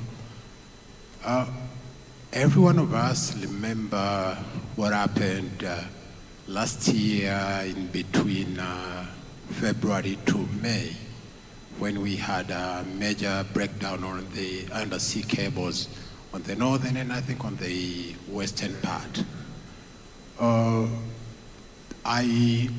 I commend the initiatives which have been taken on ensuring connectivity within the region, especially within these 16 countries which forms part of the SATA. But now my question will go as well to Jacob, because I didn't see it coming clearly on his discussion, especially the part which we'll be discussing tomorrow. What are the key initiatives are we putting into ensuring that those kind of breakdowns are not affecting us to the extent that even the amount of data or information which are supposed to be exchanged within these 16 countries are also affected with such breakdowns? But now my question to you will be, how are you influencing other neighboring countries on ensuring that the connectivity you are establishing with them, and not necessarily countries, what I mean is the telcos, is also facilitated to the other part of the borders which you are not directly connecting with? Because, for example, if you are connecting with 3 countries at the South African borders, and these countries are bordering with the other 6 or 7 countries on the northern part and they are not connected, then it becomes a little bit of a challenge. Thank you. Just to check if I got the questions correctly, I think one was what we're doing to try avoid what happened last year. And then 2 was how we are helping influence neighboring countries in their networks. Yeah. Did I get that correctly? I think so. And perhaps just, just to call for the questions to be a lot briefer and sharper, please. We'll only be taking 2, but I think you've got the bulk of it, yes, in summary. So, unfortunately, so what happened last year, part of it was the war in Yemen. As much as we'd love to, there isn't much we can do about that, yeah. What we can do is to make sure that should there be any conflict or should there be any service disruption in one area, we have a backup plan, yeah. One cable I didn't mention, for example, is that the peace cable is preparing to come land in South Africa, yeah. So what we're hoping for is, because we are traditionally a peaceful nation or a peaceful region, we're hoping that they bring the peace cable and then we export peace northwards, yeah. So I think what we can do is diversify our investments to make sure that we avoid or we have a backup for those regions. In terms of the second one, there's through forums just like SATA, for example. You saw Jacob had quite a number of files, there's quite a number of recommendations. There are some guidelines of how we should build the networks. There's guidelines of the sort of resilience, the sort of standards that we put in place, yeah. So as much as we as Telkom OpenServe cannot enforce our devices, we work closely to share practices. They advise us on how to do it, what's working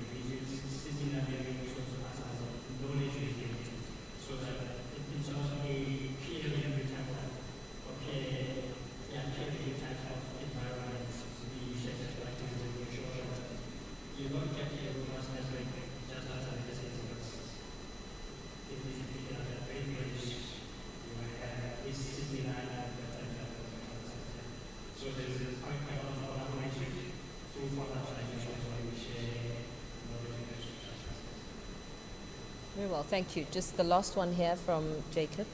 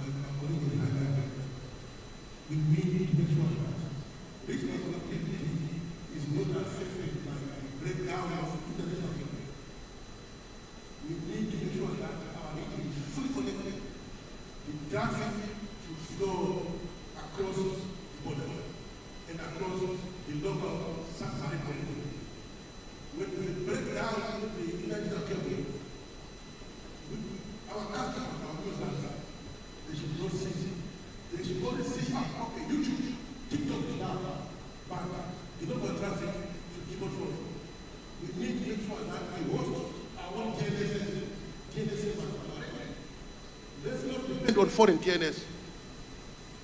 So we encourage all the member states, all the operators to replicate DNS services. We can afford to cut all the cables, but internet still works in our region. And this is one of the issues we encourage all our members. It's not very expensive to install DNS services in our country. It's actually paid for by ICANN. They will package the servers, they will bring it to your country. Let's also make sure that the partners, the big content providers, Google, TikTok, YouTube, let's bring their massive servers to our country. We do have data centers like South Africa. Let's bring those servers to our country so that when our users are playing on TikTok, enjoying YouTube music, that content is not streamed from Europe, Asia Pacific, or America. It will be streamed locally. So when there's a problem on our submarine cables, we are safe. So I hope this answers the question from Tanzania. Let's reinforce our local connectivity. Let's massively invest on cross-border, we call it terabit or gigabit connectivity, which you are championing. Thank you, our moderator. Thank you very much. I don't know if you want to add to that. Thank you, Asim. I'll just agree with Jacob and then just leave it there. Yeah. Thank you. That was more of a statement than a question, but we do appreciate it. Thank you so much, Motlali Pula, for gracing the stage there and expanding those very important elements. And as we mentioned earlier this week, it is about taking a deep dive into purposeful progress and connectivity that changes lives. We now have the pleasure of inviting Mr. Martin Kriener of the World Broadband Association to present the Africa Investment Guidebook, an important resource aimed at advancing strategic infrastructure investment and growth across the continent. Let's give him a round of applause, please.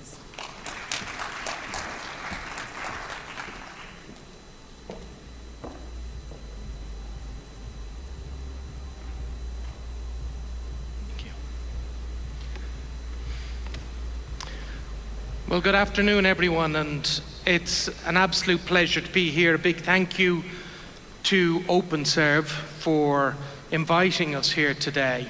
I feel the presentations this morning and this afternoon have been quite inspiring, and I also feel they're quite relevant to what I'm going to talk about now, which is the work that the World Broadband Association has been doing, looking at how to incentivize investment in different parts of the world, how to grow the availability of broadband so that we can achieve the sorts of economic and social benefits that were talked about, particularly at the B20 panel just before lunch.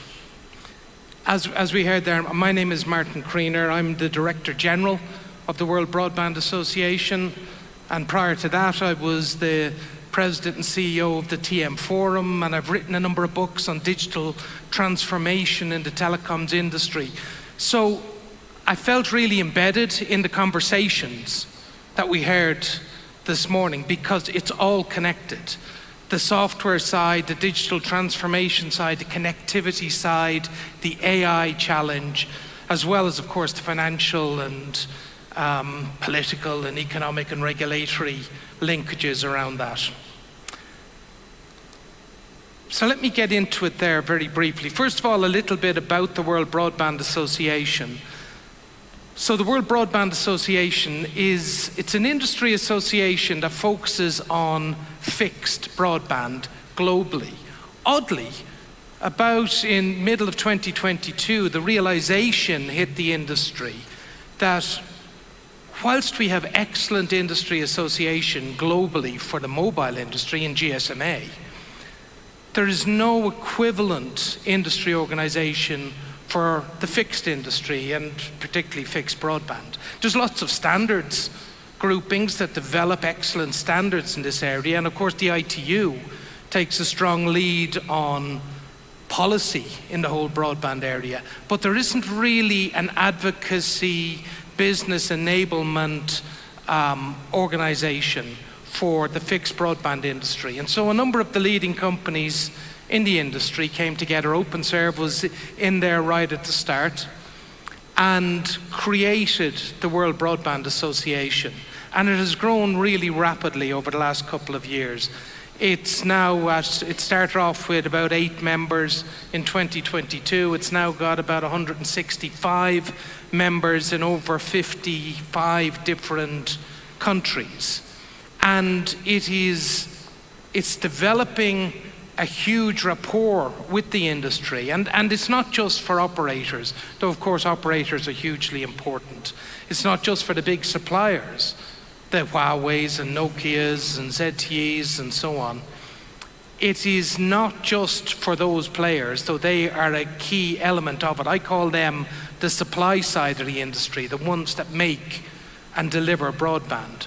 But it's also for the demand side of the industry, which has become increasingly important over the last 2, 3, 4 years, particularly with the emergence of AI, what some people also term the emergence of metaverse, or it's a pretty maligned term at the moment, but it's the services that are going to be related to what was talked about as metaverse are absolutely coming. One of the questions I heard this morning was around gaming, and of course gaming is the entry point on the demand side for excellent broadband, but there's also demand from business and consumers. There's vertical industry demand in the healthcare and manufacturing and automotive and financial services sector. Government demand for broadband is growing incredibly rapidly. But there's also other players in the mix, the hyperscalers, the device and chip manufacturers. So when you add all of that together, that's the ecosystem that we're talking about that is joining and working within the World Broadband Association. And like all industry organizations, and as we heard just after lunch there in terms of the focal points of SATA, the World Broadband Association has a lot of working groups focusing on a range of what we believe are the most important and essential topics for the broadband industry.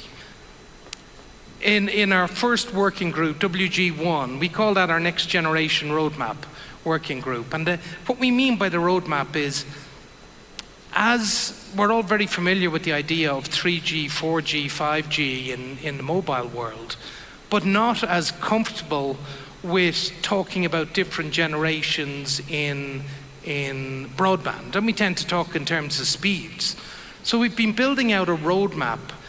You know, the 3G, 4G, 5G in fiber is not overly relevant. That's kind of where we are today. We call it BB, BB3, BB4, BB5. But what's coming down the road with BB 5.5, BB 6 and beyond is really interesting. And this working group has been mapping out what that's going to look like, not just in terms of access speeds, because we know that we're moving from a world of tens of megabits to hundreds of megabits to gigabits to tens of gigabits, and that's different in different parts of the world. But this roadmap is mapping out what access speeds are going to be like, what latency, what reliability, security, availability is like, and then mapping that to what types of services are going to need that type of capability. When you were talking this morning about the future of digital Africa, and I think there was a phrase, Africa Now, what really made me think of is that this is not a game of catch-up. This is maybe a game of leapfrog, and identifying where the world is going in 5 years' time, 3 to 5 years' time, where the impact of AI is going to be in 3 to 5 years' time, what metaverse services are going to be out there in 3 to 5 years' time, and what's going to be important for vertical industries in that time period, and trying to dovetail the development path of Africa in not just catching up with the other countries across the world, but actually leapfrogging to some target areas. And that's what this roadmap talks about. It explains what all of that is going to look like. We have a second work group, and I'm going to talk more about that now, because that's our broadband advocacy work group, and that has been developing what we call the Broadband Investment Guidebook for the world, and it is really looking at it on a global basis, and then a number of different releases of this guidebook for different parts of the world. And today I'll be talking about the Broadband Investment Guidebook for Africa that is just being released today. And the idea behind that is saying there's excellence in broadband investment in lots of parts of the world, from within developed economies in Europe and the US and China and Japan, to developing economies in South America or in Southeast Asia, or rapidly developed economies in the Middle East. And what we've tried to do with that Broadband Investment Guidebook is identify, what do we mean by best practice? What are the really clever things that governments are doing to incentivize broadband investment in different countries across the world? And can they be applied into other countries? Can we learn from the excellence in other parts of the world? The third work group, WG3, is looking at sustainability and the importance of sustainability. We all know broadband is hugely important in terms of driving global sustainability, because it enables you maybe to travel less, maybe to do more using a smaller carbon footprint. But there's also, and this working group has looked at that topic, but it's also looking at how operators can be more energy efficient by using everything from sensible energy saving ideas, switching off networks when not being used, to using AI to optimize energy sustainability. The fourth working group there, WG4, we call it the cloud network evolution, but really it's about the forgotten child of communications. And that is, and I think our previous speaker just spoke about it, which is the need for communications to be end-to-end, to be stable end-to-end. We constantly talk about access speeds, and we get 50 megabits here or 100 megabits there. But really, the only measure that's appropriate for a broadband network is what is the end-to-end capability from the access network across the backbone and all the way into the data center, which is the source of the vast majority of the capabilities that are being used in the communications world. And this has become increasingly important. So what this work group has been doing has been defining the architecture, which we call NEF 5.5G, for how to build that mature network right across, for example, with 1 to 10 gigabits in the access network and 400 to 800 gig in the backbone, and also in the data center. And that's become really important. It's also developing guidebooks for how to deploy using that. Our fifth work group, WG5, is looking at developing indices and has developed a number of very important indices. How do you measure your country against another country?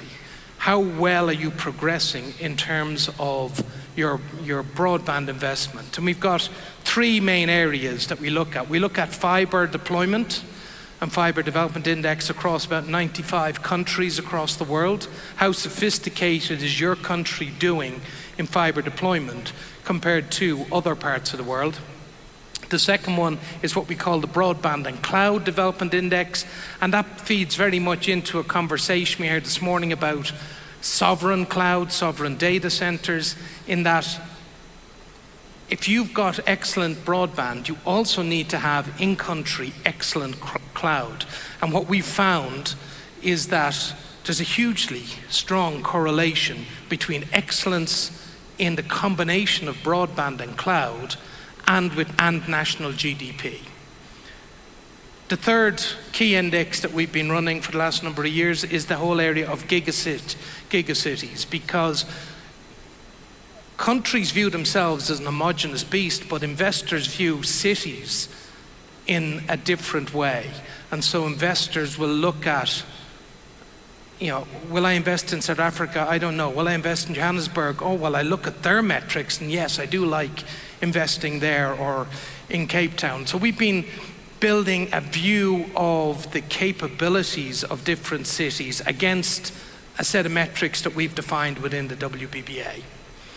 Work Group 6 is looking at the whole customer premise network. How do you optimize the network inside your customer environment? How do you optimize it technically, and how do you optimize it from a monetization point of view? And then Work Group 7 pulls an awful lot of this stuff together. It's on AI, the impact of AI in broadband, in every stage of broadband, in the pre-deployment phases, in the deployment phases, in the network operation phases, in the monetization phases.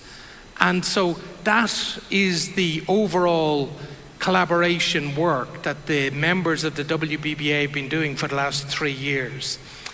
What I'll talk mainly about now is the broadband advocacy and the broadband investment guidebook. As I said, this is a program that's been running for 3 years now within the WBBA, building out a global understanding of what works in broadband investment and what doesn't work. What really catches the attention, what sort of direct and indirect financial and non-financial incentive programs on both the supply side and the demand side. How do they look within countries? And what is transferable from one economy into a different economy? And we've built a global view, and that's been published, and we've built one for the US, particularly focused on how they've centralized their investment in broadband, particularly for rural expansion, the BEAD program, which has run into some problems under the current administration, but most of the world has run into problems under the current administration, so it's not unusual. But how the BEAD program, which is a really well-intentioned, well-thought-out program. And we have two investment guidebooks under development. One is focused on the EU and the specific challenges for the broadband within the EU as it tries to develop itself as an independent power block in a global economy. And the one we're publishing today is the one for Africa. And this has been developed with the input from a wide range of our members right across Africa and sometimes outside of Africa, because there are other economies who have similar interests and similar challenges to the African continent. The focus of the Broadband Investment Guidebook really is about the essential nature of taking a serious view at investment in broadband and doing it using a range of tools and techniques that we've seen work in other parts of the world. Of course, Africa has its own unique challenges, and those are not ignored within this. Africa is a mix of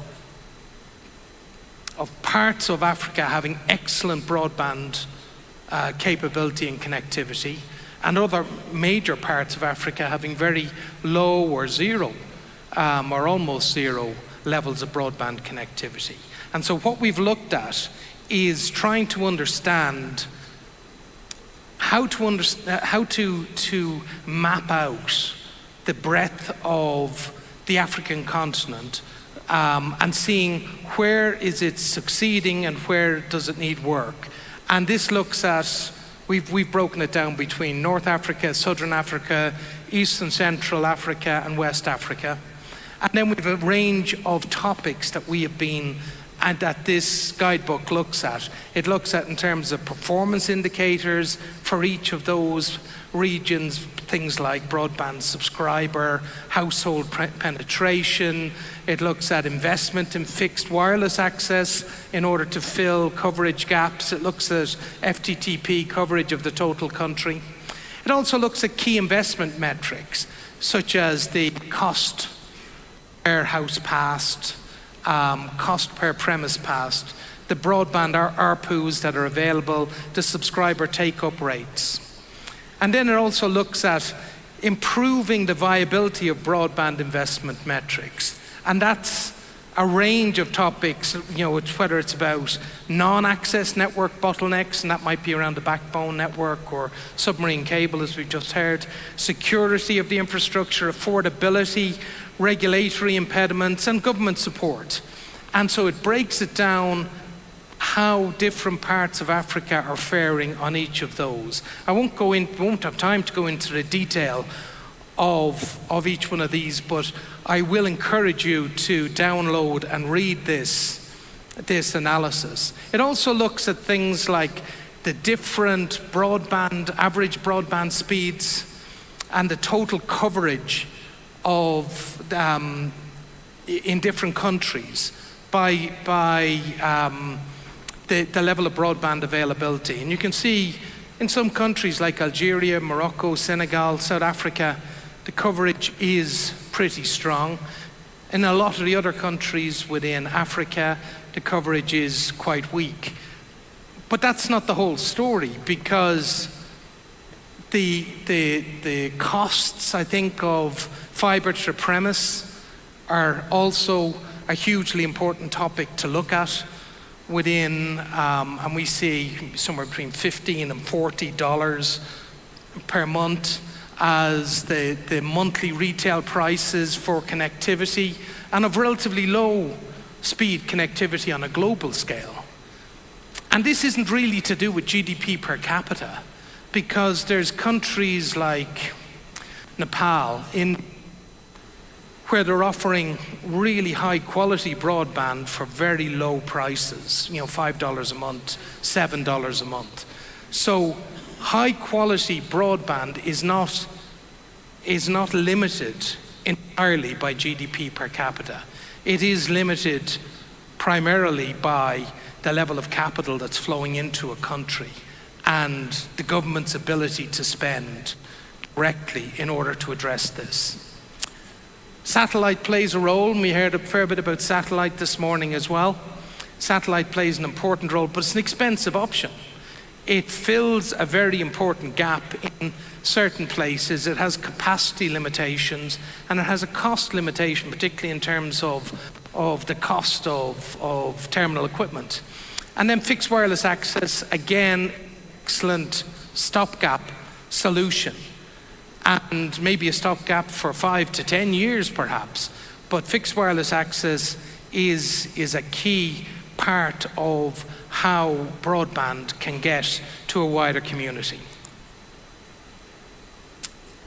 These are slightly different indices that relate to just putting what I'm talking about in the context of the global situation in broadband. And we developed the Fiber Development Index, as I mentioned just there, that covers about 95 different countries across the world, and it ranks them in terms of the capabilities of broadband, not just the speed, but availability, reliability, latency, and so on, in different parts of the world. And we cluster them into the leaders. Cluster 1, Cluster 2 is the middle of the pack, and then Cluster 3. As of this year's version, I think South Africa is the highest rated of the countries in this Fiber Development Index. But really what we want to do is to see how WBBA might be able to help or inspire how we move some other countries in that direction. What's even a more important one in my view, though, is the Broadband and Cloud Development Index. And as I said earlier, a number of people talked about cloud investment as being data center investment. I heard 61 or 65 data centers, and that is going to become absolutely essential for the long-term economic success of the continent. To have, as one speaker mentioned, sovereign data centers, sovereign cloud, running AI, whose barriers to entry have dropped very significantly over the last 12 months. And those data centers in country, so that they can not be subject to unnecessary pressure from other countries. And every country in the world is trying to go down this road of sovereign cloud, and by and large, it's the operators are the trusted players in offering sovereign cloud or operating sovereign cloud data centers.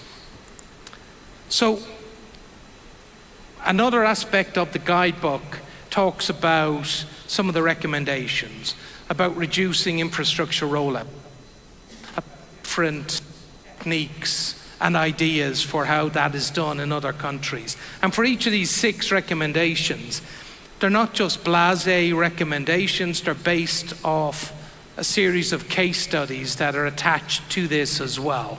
So you can see how some countries, or in some cases just some operators in countries, are achieving some benefits, and you can learn from those and maybe apply those techniques if you're facing the challenges that we talk about within the Broadband Investment Guidebook. Reducing infrastructure rollout costs, maybe pre-spliced fiber or so on.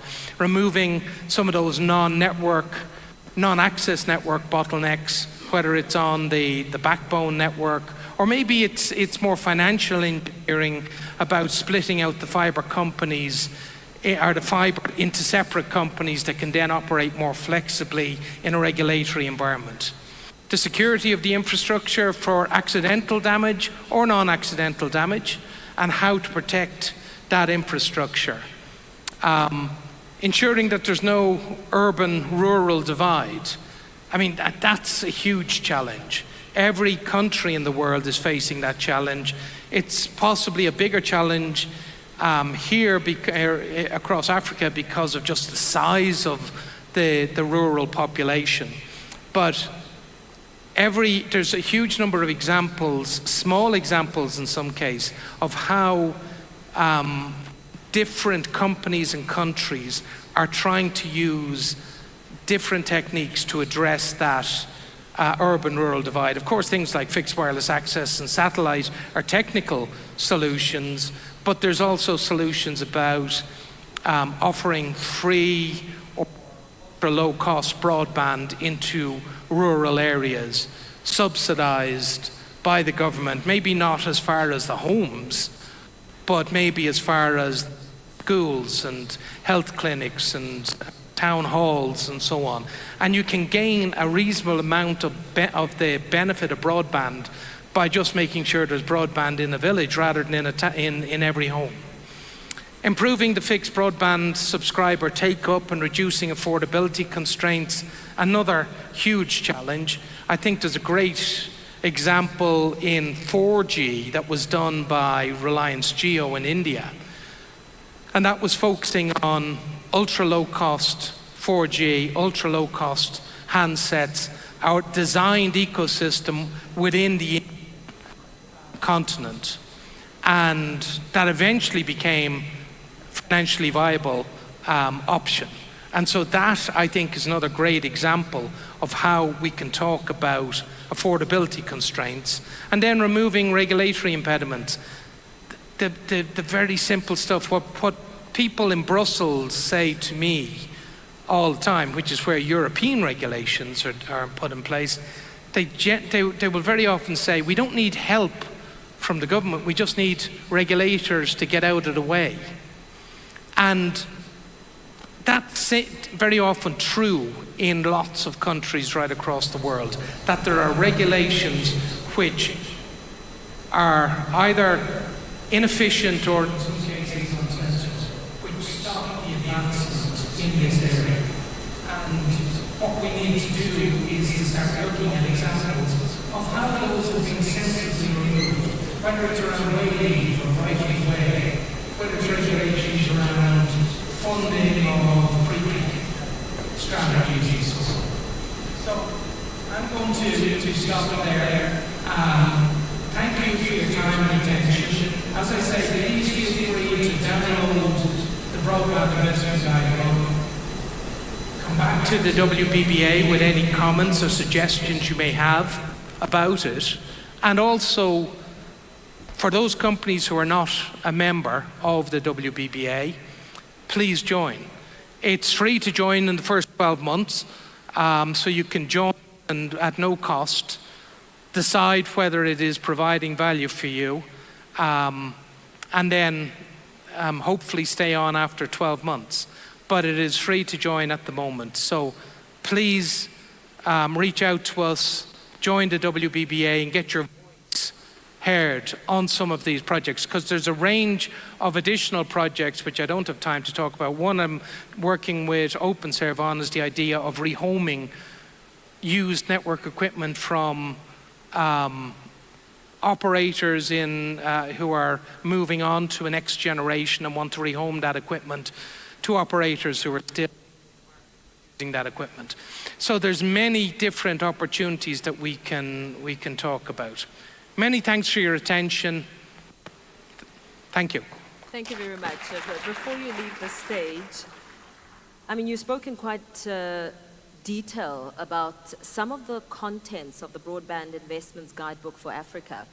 And you made mention of how it's not a game of catch-up, but perhaps a game of leapfrogging to target areas as the continent tries to chart a way forward in a developmental path. What would you say we can learn as a continent from the excellence of other parts of the world? I mean, you mentioned Nepal, for example, when it comes to broadband and how their government has invested to ensure access. What would you say are some of the big ones in terms of learning from the excellence? Yeah, I mean, the reality is it's probably not just one. I think on one of the slides I talked about, we had about 94 different investment initiatives that we found from countries across the world, that every one of those 94 has achieved a benefit in at least one of the countries we talked to. And identifying what will actually work in South Africa or in another country within the African continent is, it's not a simplistic process, but ideally what it would probably mean is looking at a number of supply side incentives, demand side incentives perhaps, but demand side incentives are not maybe as strongly needed in the African continent as supply side incentives at the moment. And the opportunities to kickstart the broadband investment across the continent in areas such as, you know, rolling it out for free connectivity, temporary free connectivity, in maybe not in public spaces, not necessarily in private or business spaces. These are all activities that have worked, and they kickstart the broadband engagement from different communities. It immediately improves the level of digital awareness among the society. And once you improve that, you improve education, you improve some of the healthcare options, and it becomes a positively spinning flywheel. My personal view, though, is the number of examples we've seen of supply-side financial incentives from public partnership governments and other important entities is maybe the initial ones that would come to mind. But it's not a glib, I don't want to give a glib answer because it's a complex challenge, and it would need to sit down, look at all the things that have been done in different places, what's worked, and were they facing the exact same problem that has been faced within either a particular country or across the continent? Yeah, absolutely. Thank you very much. Any questions from the floor?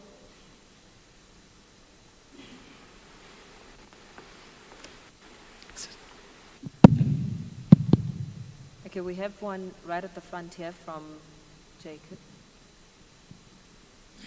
Good day. Good day, ladies and gentlemen. My name is Oscar. My company is Little Trading Enterprise.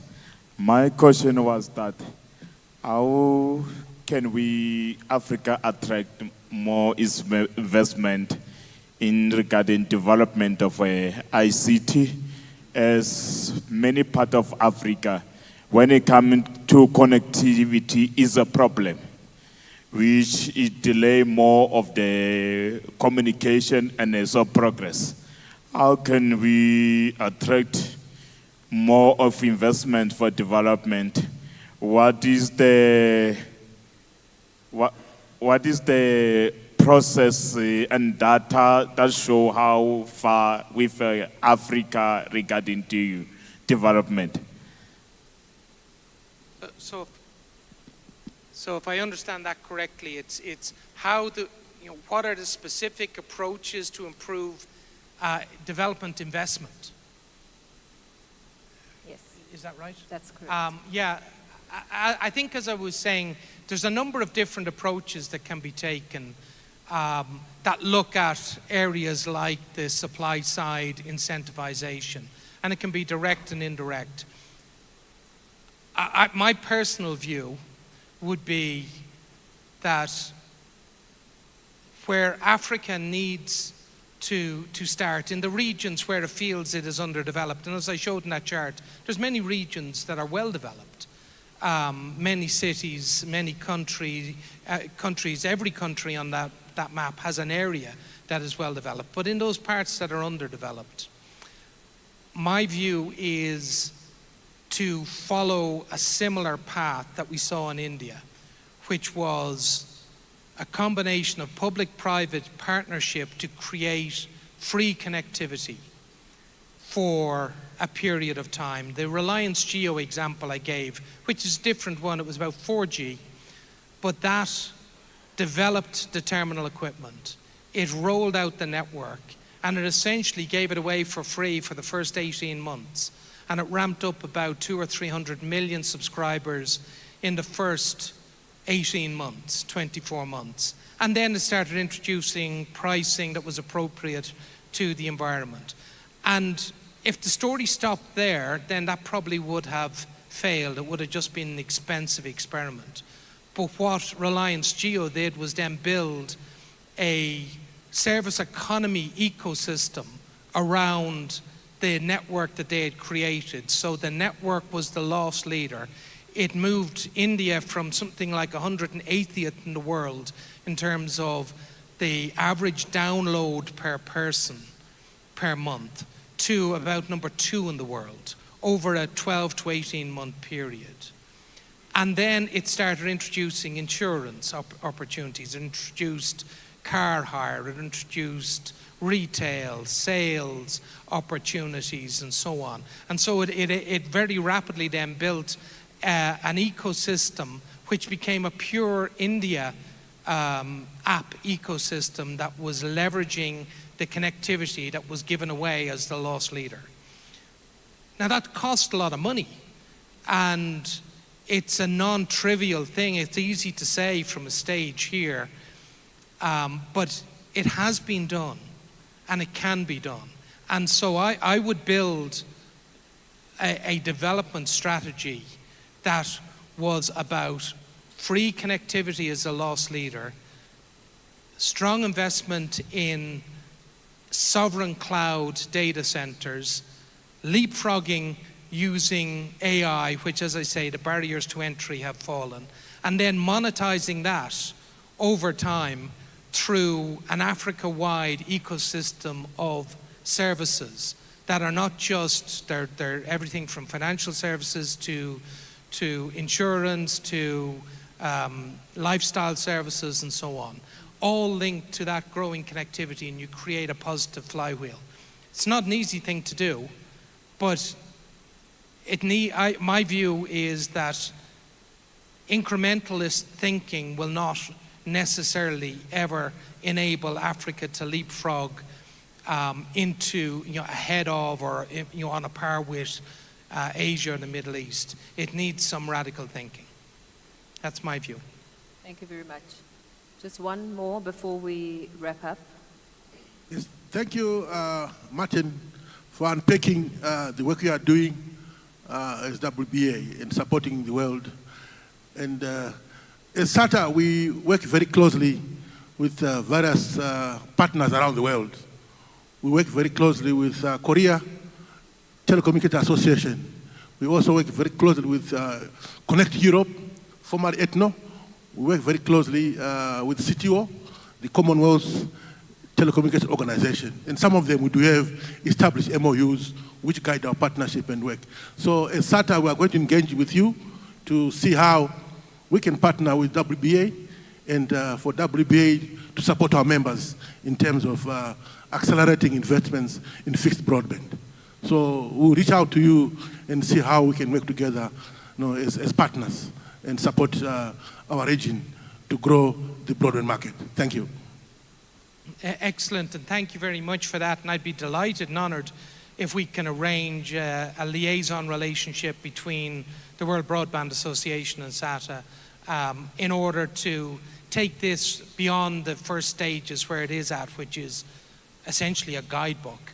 It'd be great if we can also help to move this forward in baby steps to some sort of implementation, and maybe even the radical implementations that I'm talking about. Thank you. No, thank you very much. Thank you very much. Thanks. Thank you. I see the networking is reaching another level. As we bring day one of the 45th SATA conference to a close, I'd like to extend our sincere gratitude to all our speakers, our dignitaries, our delegates for your contributions and active participation. Let us also take a moment to acknowledge the connections and exchanges taking place between sessions across the hallways, right here on stage, to the floor, shared notes, and during informal dialogues. Often it's in these quieter moments that partnerships are born, insights are solidified, and innovations are sparked. Your participation in these conversations is just as vital as the presentations here on stage. Now, these side conversations are the living proof that a conference is more than just a series of talks. It's a catalyst for action. So I encourage you to keep those dialogues going into the next break and throughout the days ahead. You are cordially invited to join us for afternoon tea in the networking lounge. Do make sure to keep checking the updates on our conference platform. To access it, please scan the QR code on your access tag. So you can stay up to date on the agenda and all the activities of the week. So this evening, we conclude day one with the official cocktail dinner, gracefully hosted by BCX. The dinner will take place at Sandton in Sandton and will commence at 6 p.m. Attire for the evening is smart casual, so we look forward to hosting you there for an evening of conversation and connecting. So it's been an absolutely fantastic start to the conference. It's been powerful, and there's still a lot to get into. There's still a lot to unravel. Enjoy your evening, and I will see you back here again tomorrow morning as we continue with day 2 of the 45th SATA Annual Conference. Ladies and gentlemen, I thank you.